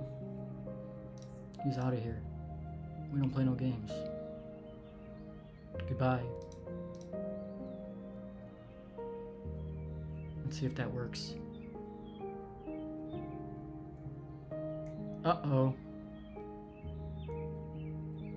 I didn't disable it, I just deleted it. So I got it wrong.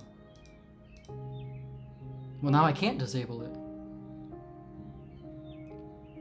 What is it, like a net user type thing?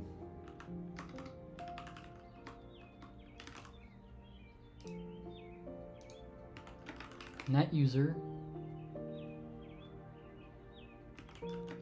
Net user.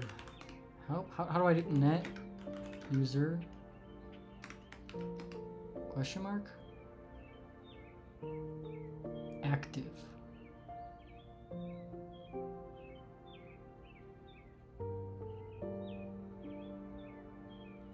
I don't know how to do it. I'm just gonna do the hint. Dang, that's tough. I have to get the hint now. Computer management.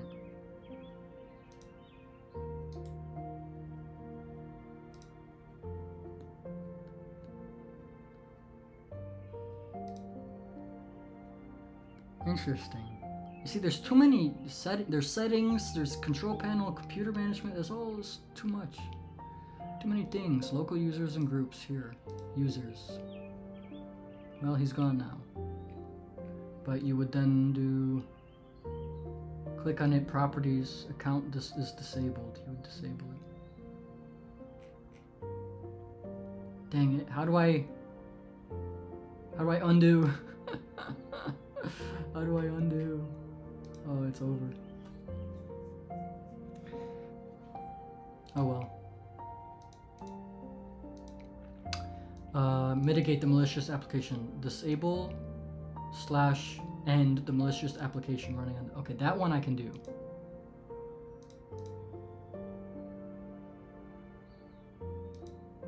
That one I can do. Where are you at?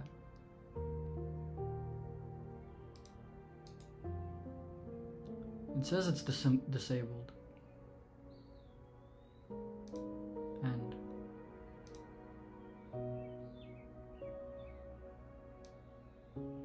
Oh, that's UAC virtualization.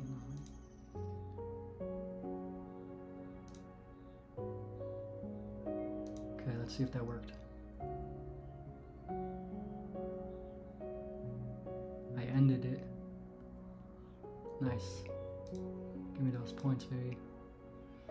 Now let's check which of the following is the Windows application that can be used to determine if the exploit resurfaces. Select the correct answer. Task Scheduler, Explorer, Antivirus Toolkit, Task Manager. Nice. Monitoring. Verify the malicious application was terminated. Verify that malicious application was terminated and did not restart. Okay.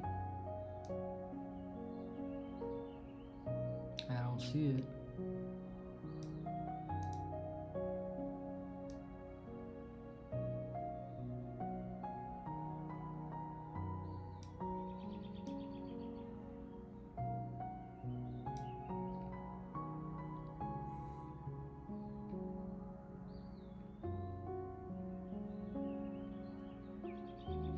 Yeah, I don't see it, so I think we're good on that. Verify malicious packet transmissions have terminated.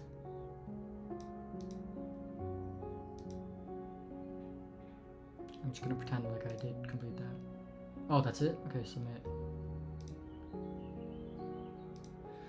What did I get?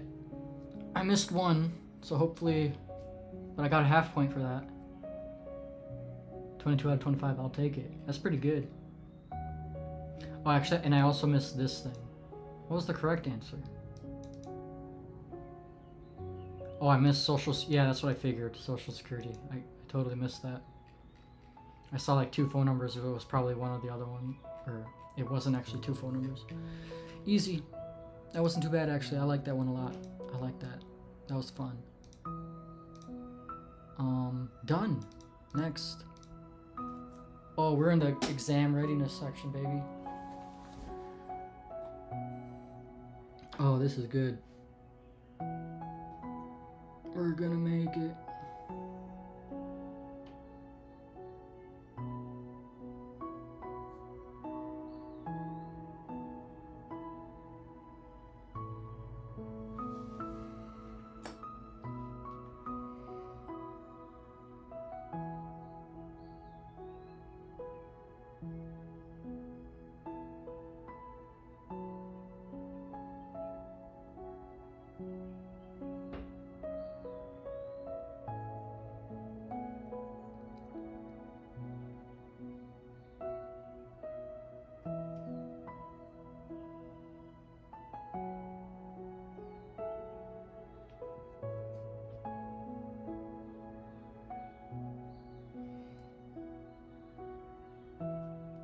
Okay, whatever. I am getting hungry though.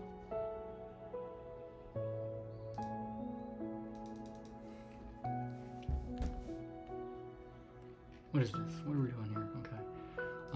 Let's see. Complete all lessons and activities in the CertMaster Learn and all labs before practicing your assessment. 2 practice exams are available. Multiple attempts on both practice exams are allowed. Optional videos. The following video series from Pluralsight can be used to prepare. Interesting. Okay, that's nice to know. It's kind of too late. I'm not going to do the reading, all the lessons, and Pluralsight.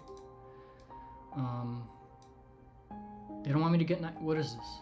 First exam practice. Schedule your 90-minute focus time practice exam here.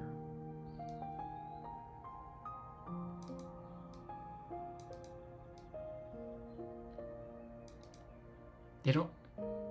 Usually they say you need 90% on all the quizzes and PBQs before you move on. Or before you take the exam, but I guess not.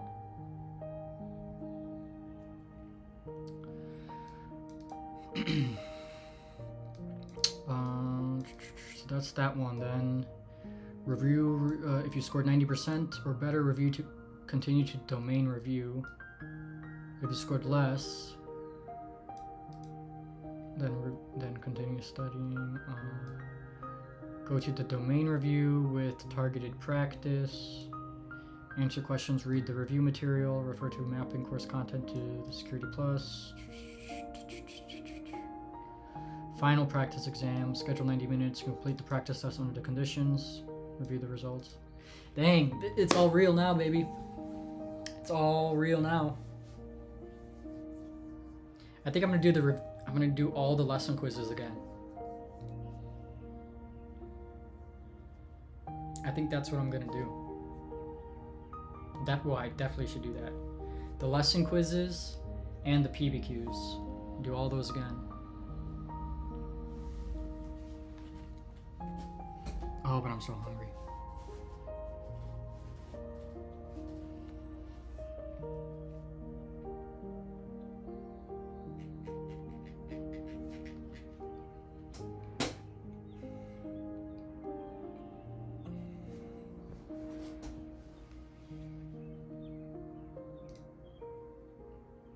Oh wait, let me also, hold on, let me go previous.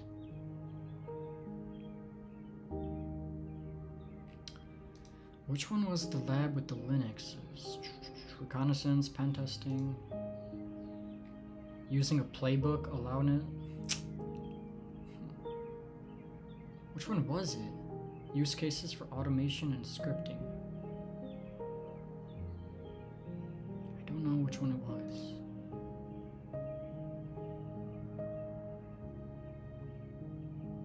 Detecting and responding to malware? Performing digital forensics, incident response. Dude, I don't know which one it was. I'm gonna be unable to remember. I don't think I'll know. I don't want to go through all these labs. They're gonna take forever. No idea. It's over. It's over.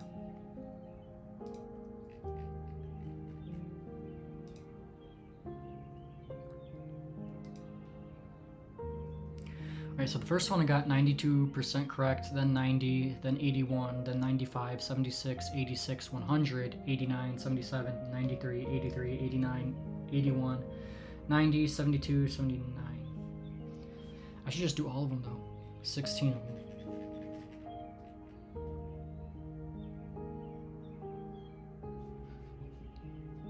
It'll take probably a couple hours, no? Should I even redo the easy ones? Should I just go straight into the exam? What about PVQs? Oh, I got a couple 100% on these. I got one of them was terrible. 56%. Oh man, 67, 50%. Oh, I'm really starting to get hungry. What's going on? Let me get some water.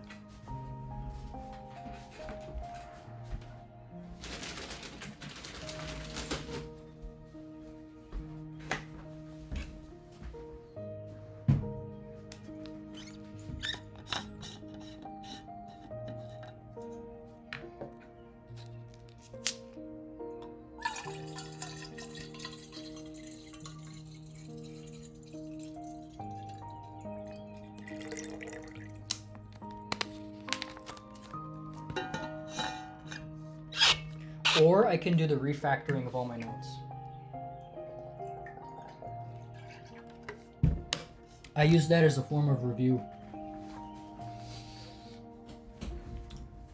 I use it as a form of review, and it's worked out pretty well for me.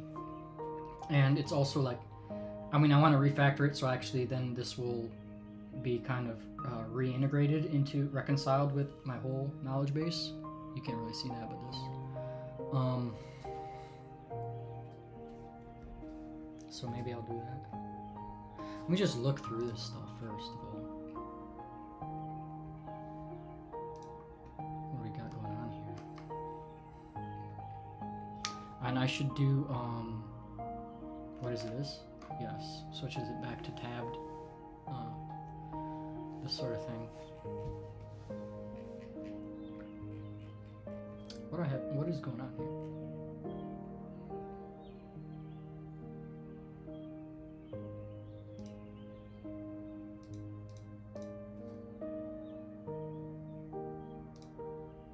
Whoa.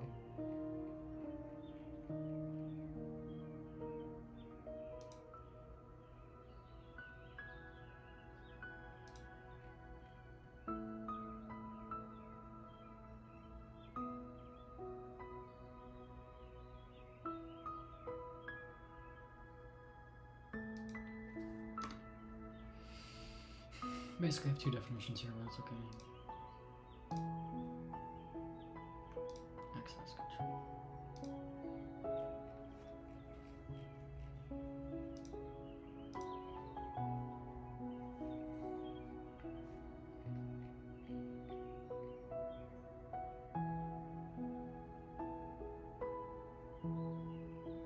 Yeah, I don't think I need to link this one.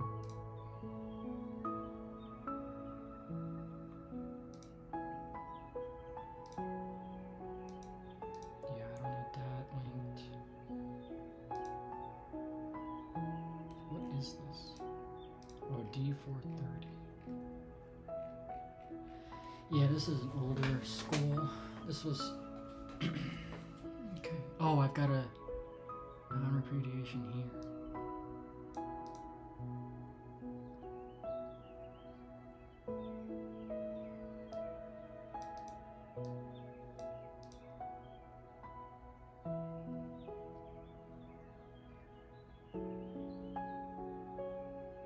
Hmm.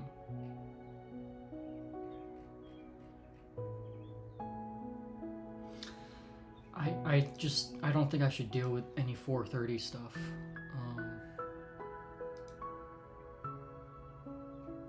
For now. Oh, I can just link everything right from here. That's pretty nice. Yo, that is nice. Not doing that one.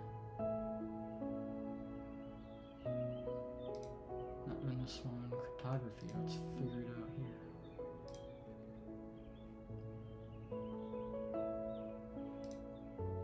Another 430.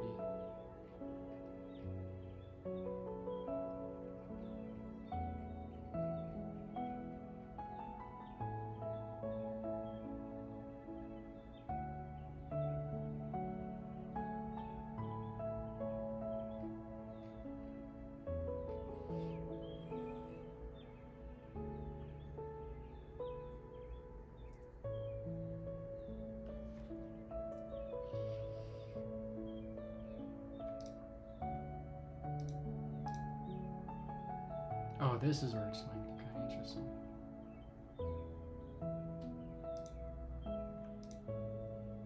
Whoa. Pretty sure I have some pages with signatures and certificates to reconcile, to combine.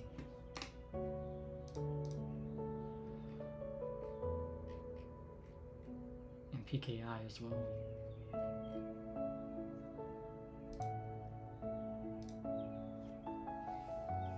Three uses for photography. Interesting.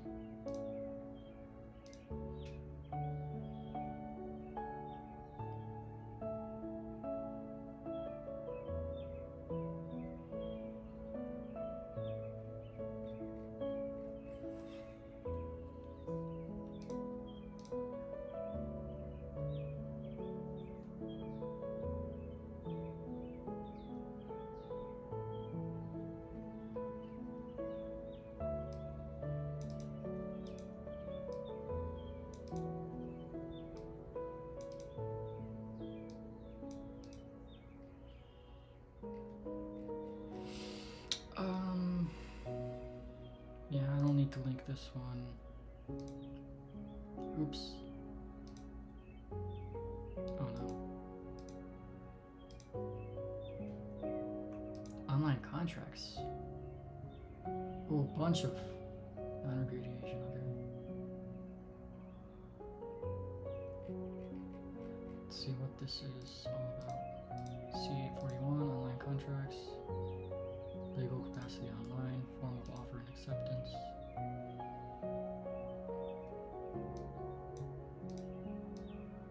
I'm actually so glad I took notes on this. I remember it was such a grind and it took way longer than it needed to be. I could have flown through this kind of class.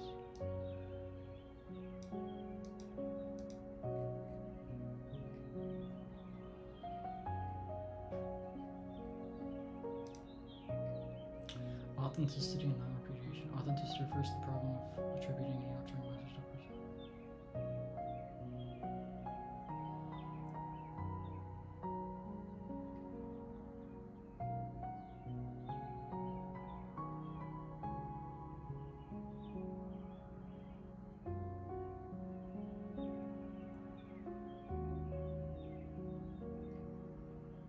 UETA? What is that?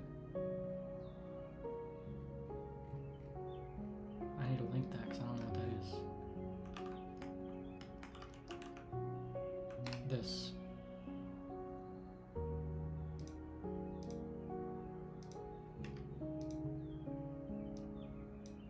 I can link this. Here, electronic signature. Interesting. I'm gonna link that.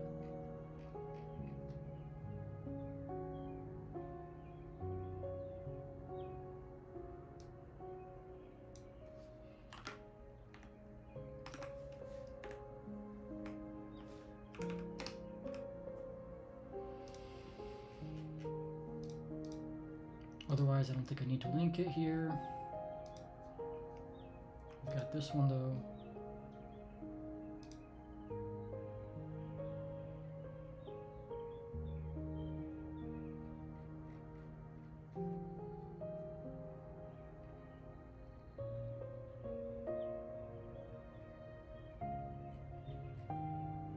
guess it doesn't need to be linked either.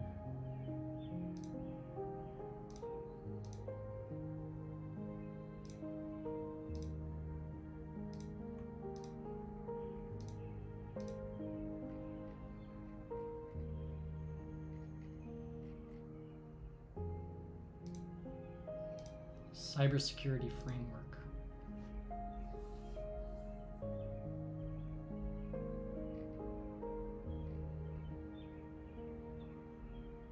Yeah, these can just be their own thing.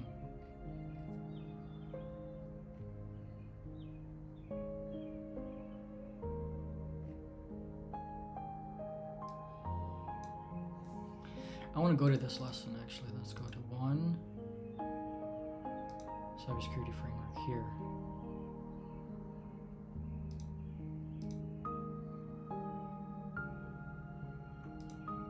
This is okay. CSF 1.15 functions. CSF 2.0.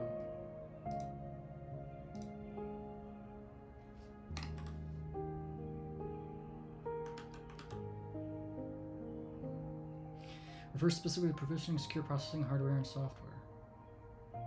Information security and cybersecurity tasks can be classified as 5 functions.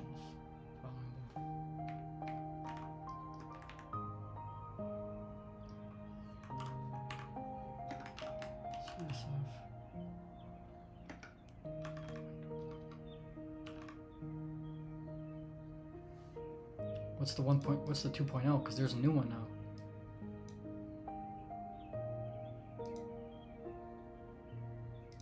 CSF 1.1.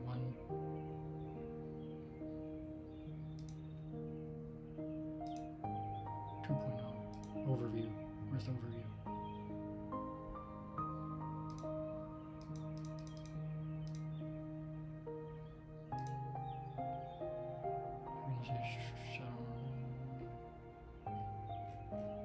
Is there not just like a page I can do?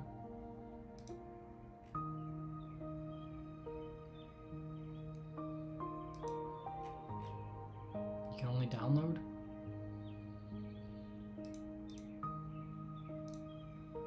Fine. Oh, here. 1, 2, 3, 4, 5.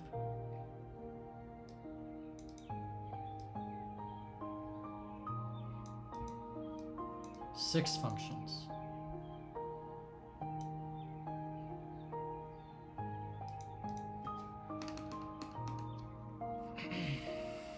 I'm going to add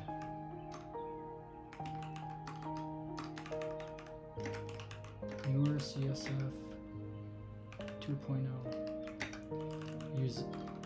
uses 6 functions. Govern, identify, protect, detect, respond, recover. What's the other? What's this one? Identify. Oh, so it just added govern. Just gonna add a link to.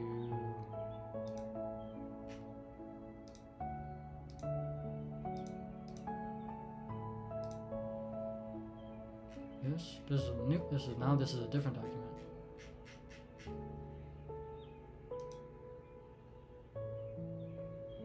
CSF 2.0 tool.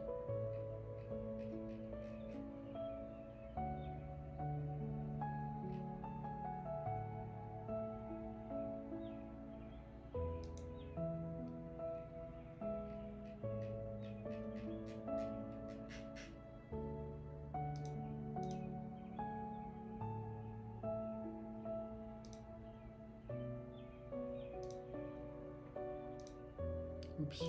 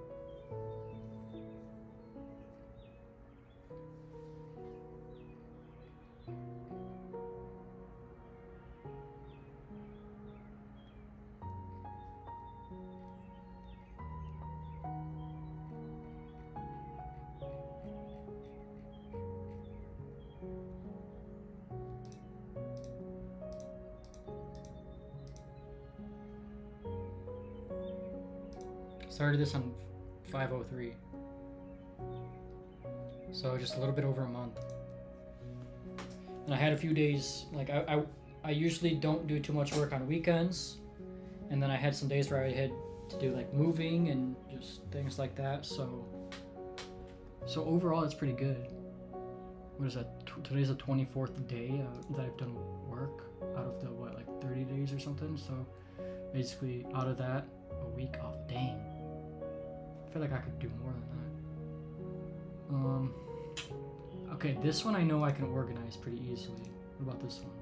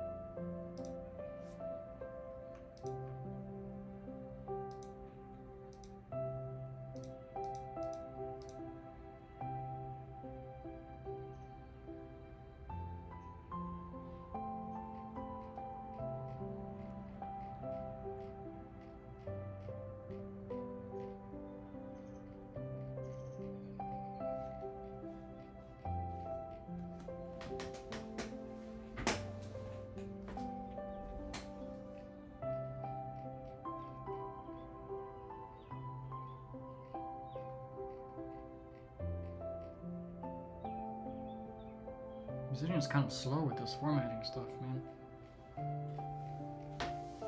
Dang, this is big. Wait, there's a ton in here.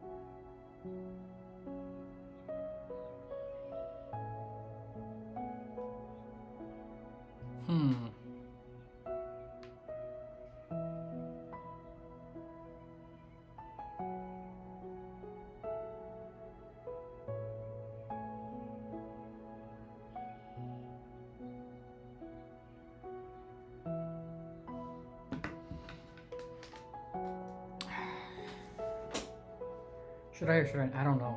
I don't know. Okay, this is okay. This I guess let me just look through all of them. This is a big one. This is gonna. That one's gonna have some stuff to do with it. Then we have IAM.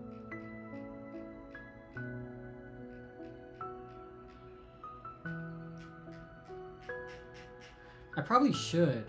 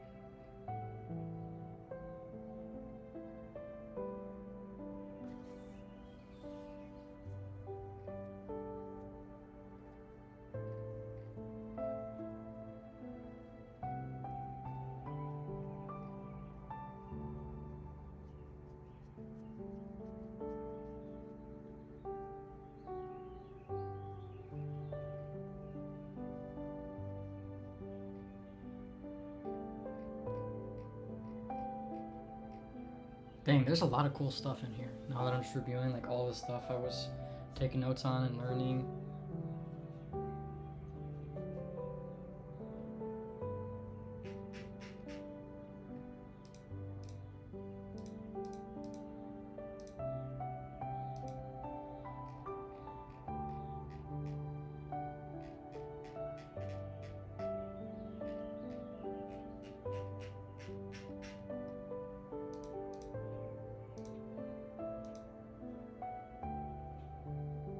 What is this? Nothing?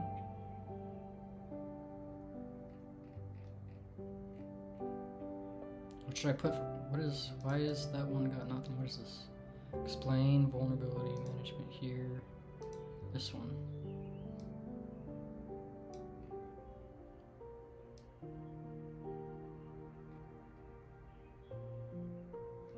Okay.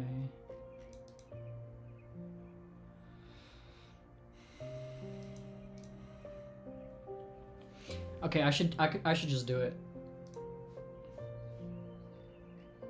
This one's already basically it. Easy.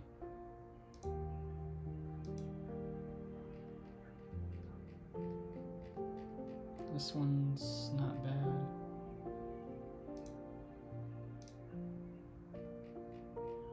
Also another one. This one looks like a lot.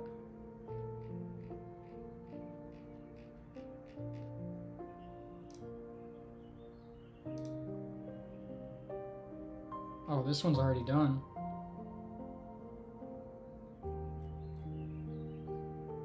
You see, look how nice this is. This is what I could turn it into. You know, everything that's going on here. Nice view. That's what it needs to be, really.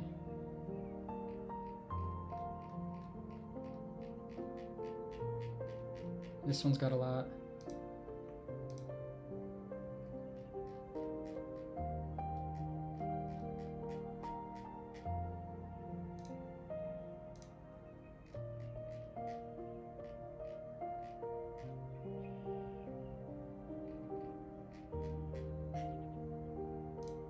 Huh.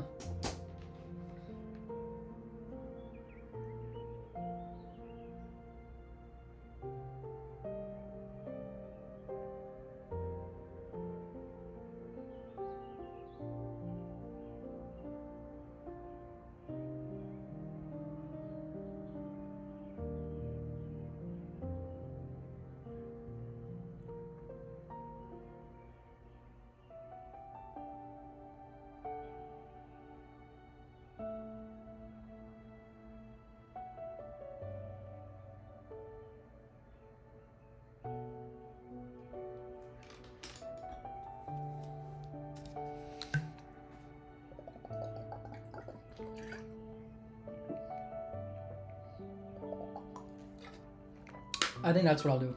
Wait, did I look at this one? I think I did. Let me just look at it again. Yeah, this is just the one I just completed.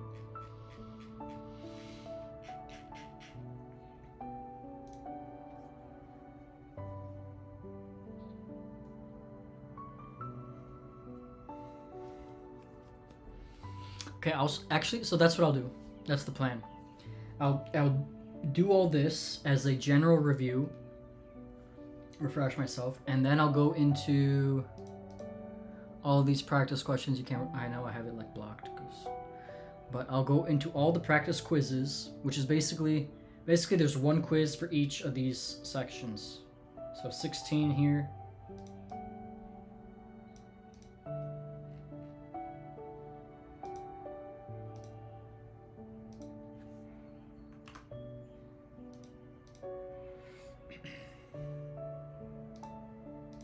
Objectives.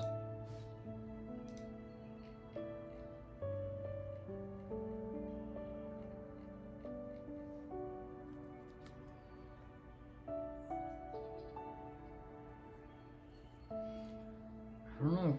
Honestly, I don't even need these things.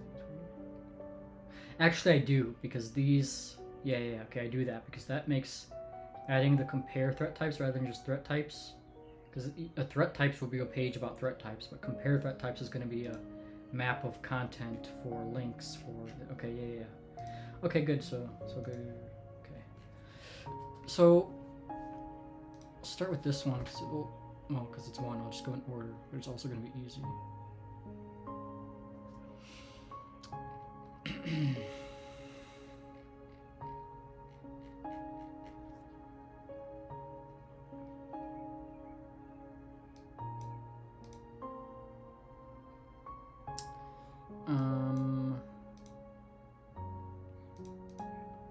I'm just going to reference this while I'm at. So security concepts has, what is this? Information security, what is this? Oh, that's just the CIA triad, basically. And non-repudiation. Oh, also, well, there's also this. Where, do I have that anywhere? No. But I do have information security page. Ooh, there's this. Which is the 430 stuff.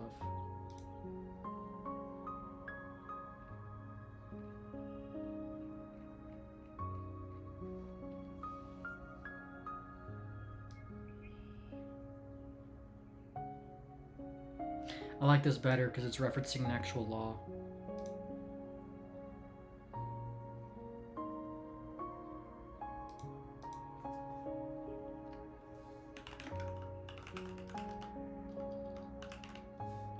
Just add that there. But interesting. Okay.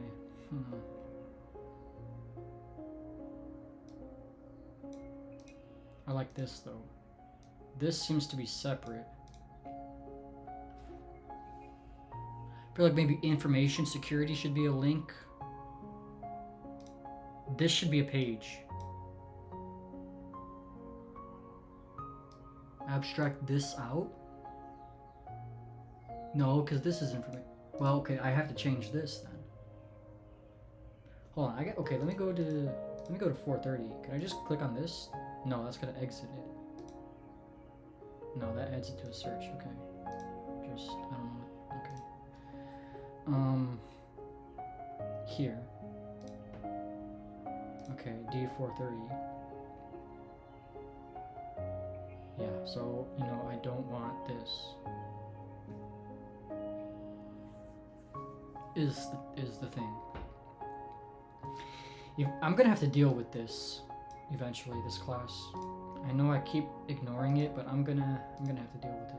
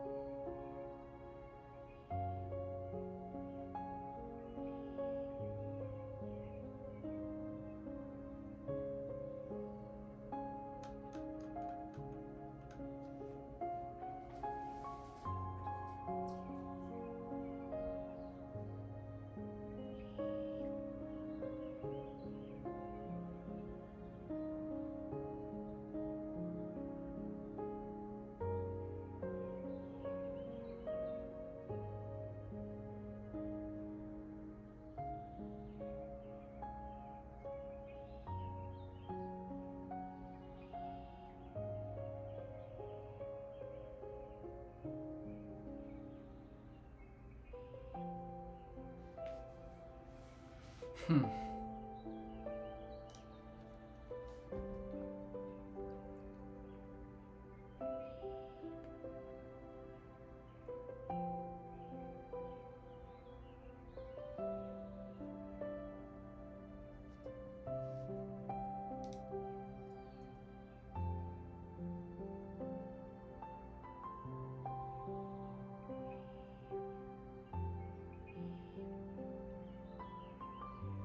Wait, no, go back to... Wait, what is this? Oh, I've also got this.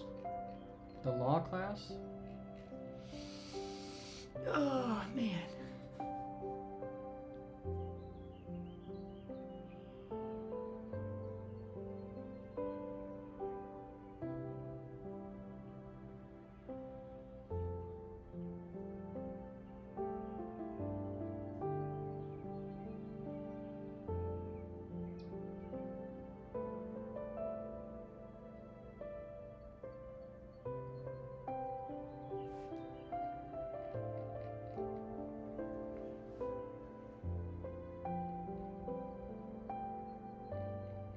See, in some sense, it's good to not merge everything,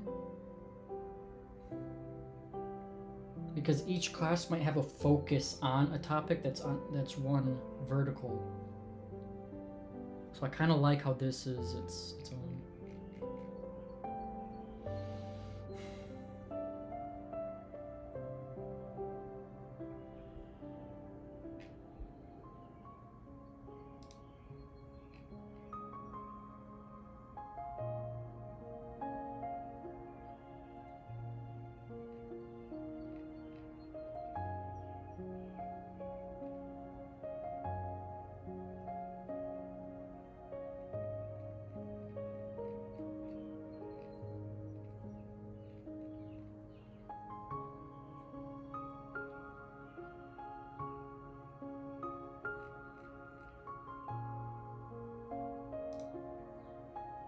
All right, doesn't matter. Doesn't matter. Doesn't matter. Doesn't matter.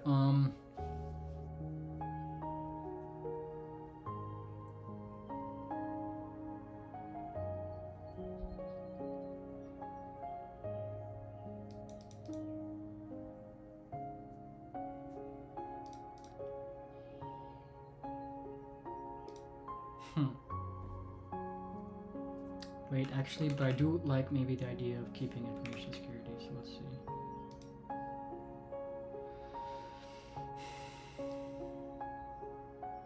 You see, this, I don't think these should be, like these should be sections, this should be section. And so this should be abstracted out as a page called information security.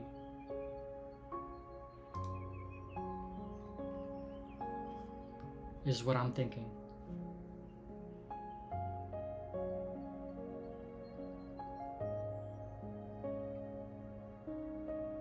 So this should be named something else.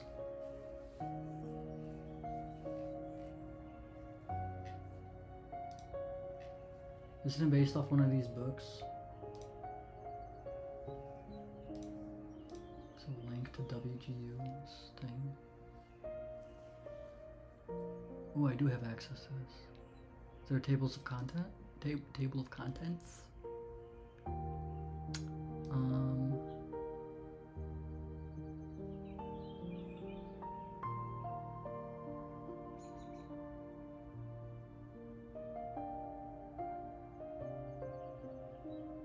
Okay, I see.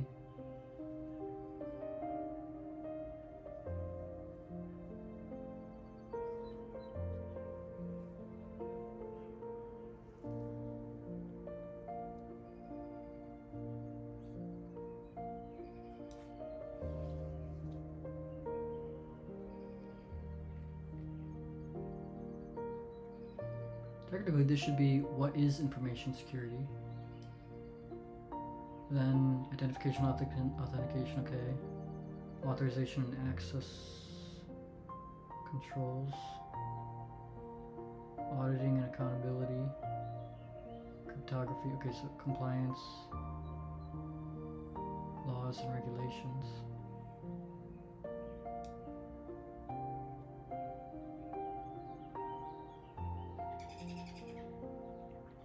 operations security, human element security, physical security, network security, operating system security, application security.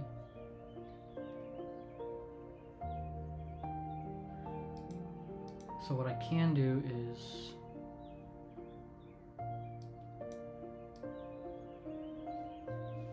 I could just pick my own name for it, really, is what I can do, but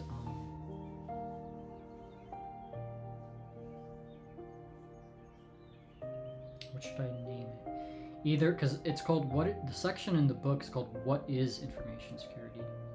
So what I did is I named this Information Security. Am I going to click this or no? And then I made this What is Information Security?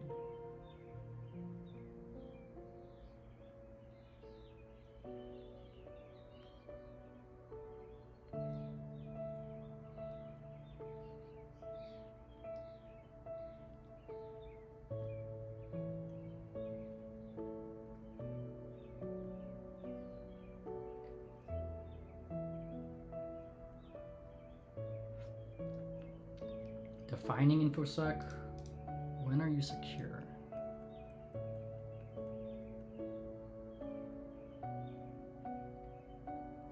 This was a really good book, actually.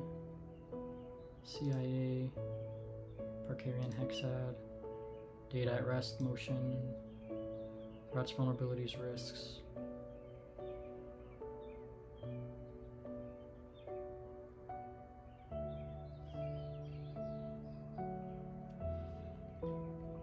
Yeah, this needs to be its own page. I just need to come up with a name for the main page. Either title it Foundations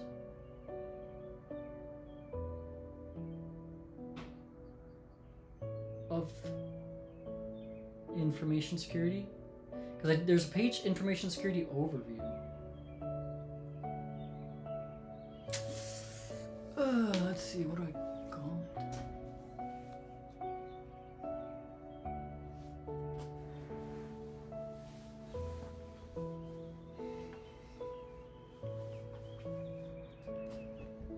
I mean, I really could just do anything here and change it later.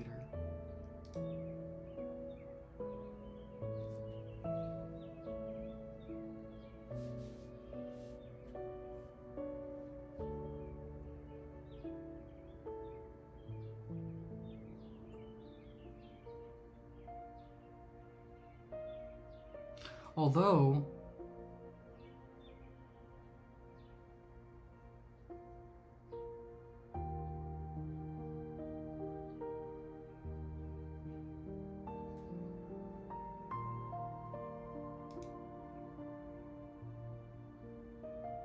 no, maybe you don't want to mix stuff up. Unless it doesn't matter. I don't know, dude. This stuff gets kind of complicated.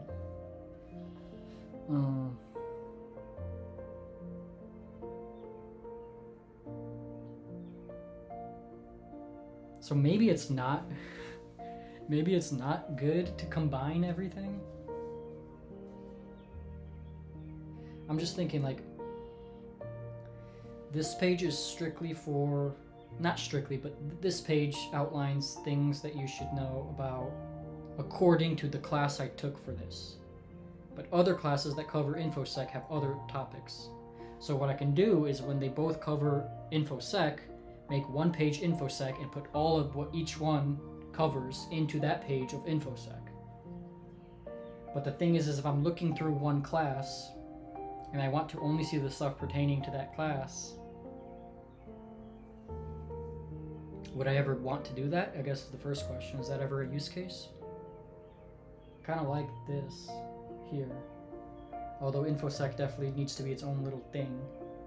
Unless this is the page for InfoSec.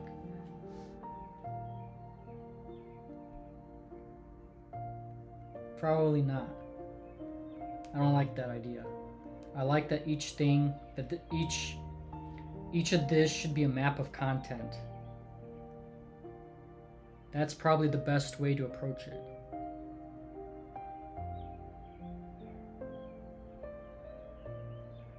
That's the best way to approach it.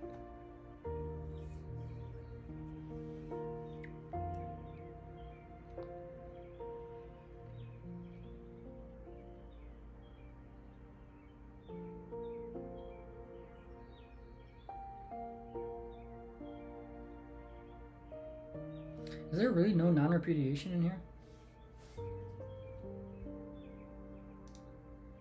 See, I did combine this with a lot of stuff.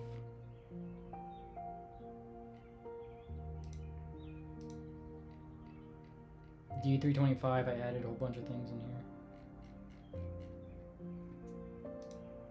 I don't know.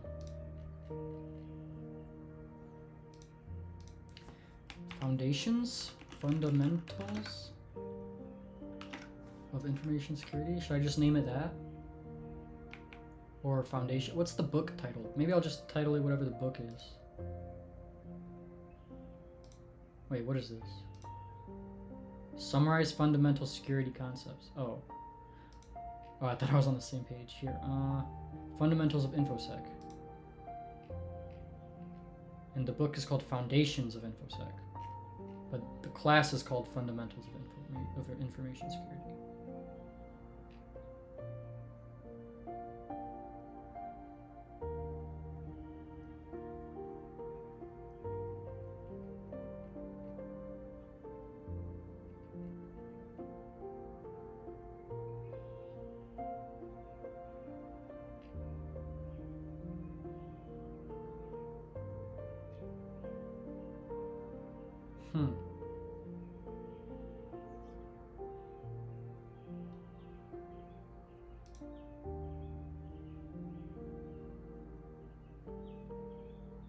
I could also overview of information security, but there's also, hold on, information security. Let's see all the pages I've got. I've got this one, I've got information security governance. Okay, that's something else. Information security overview.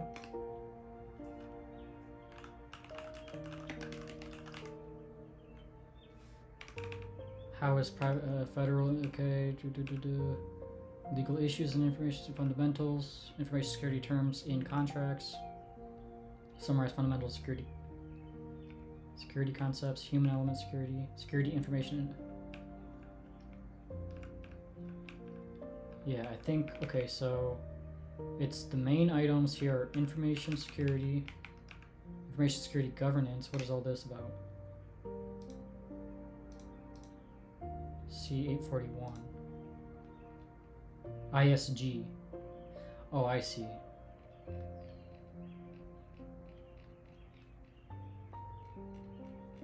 Dang, that's pretty good. This is a good page. I don't know.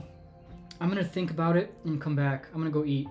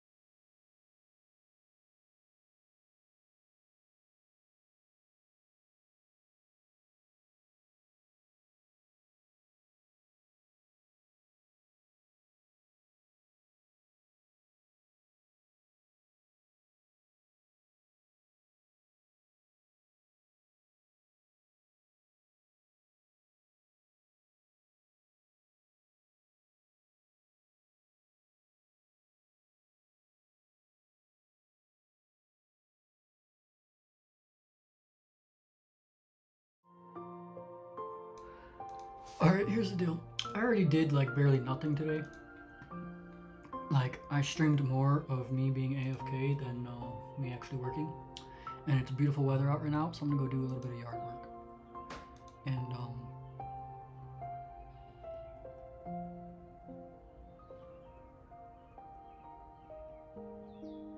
yeah, that's it.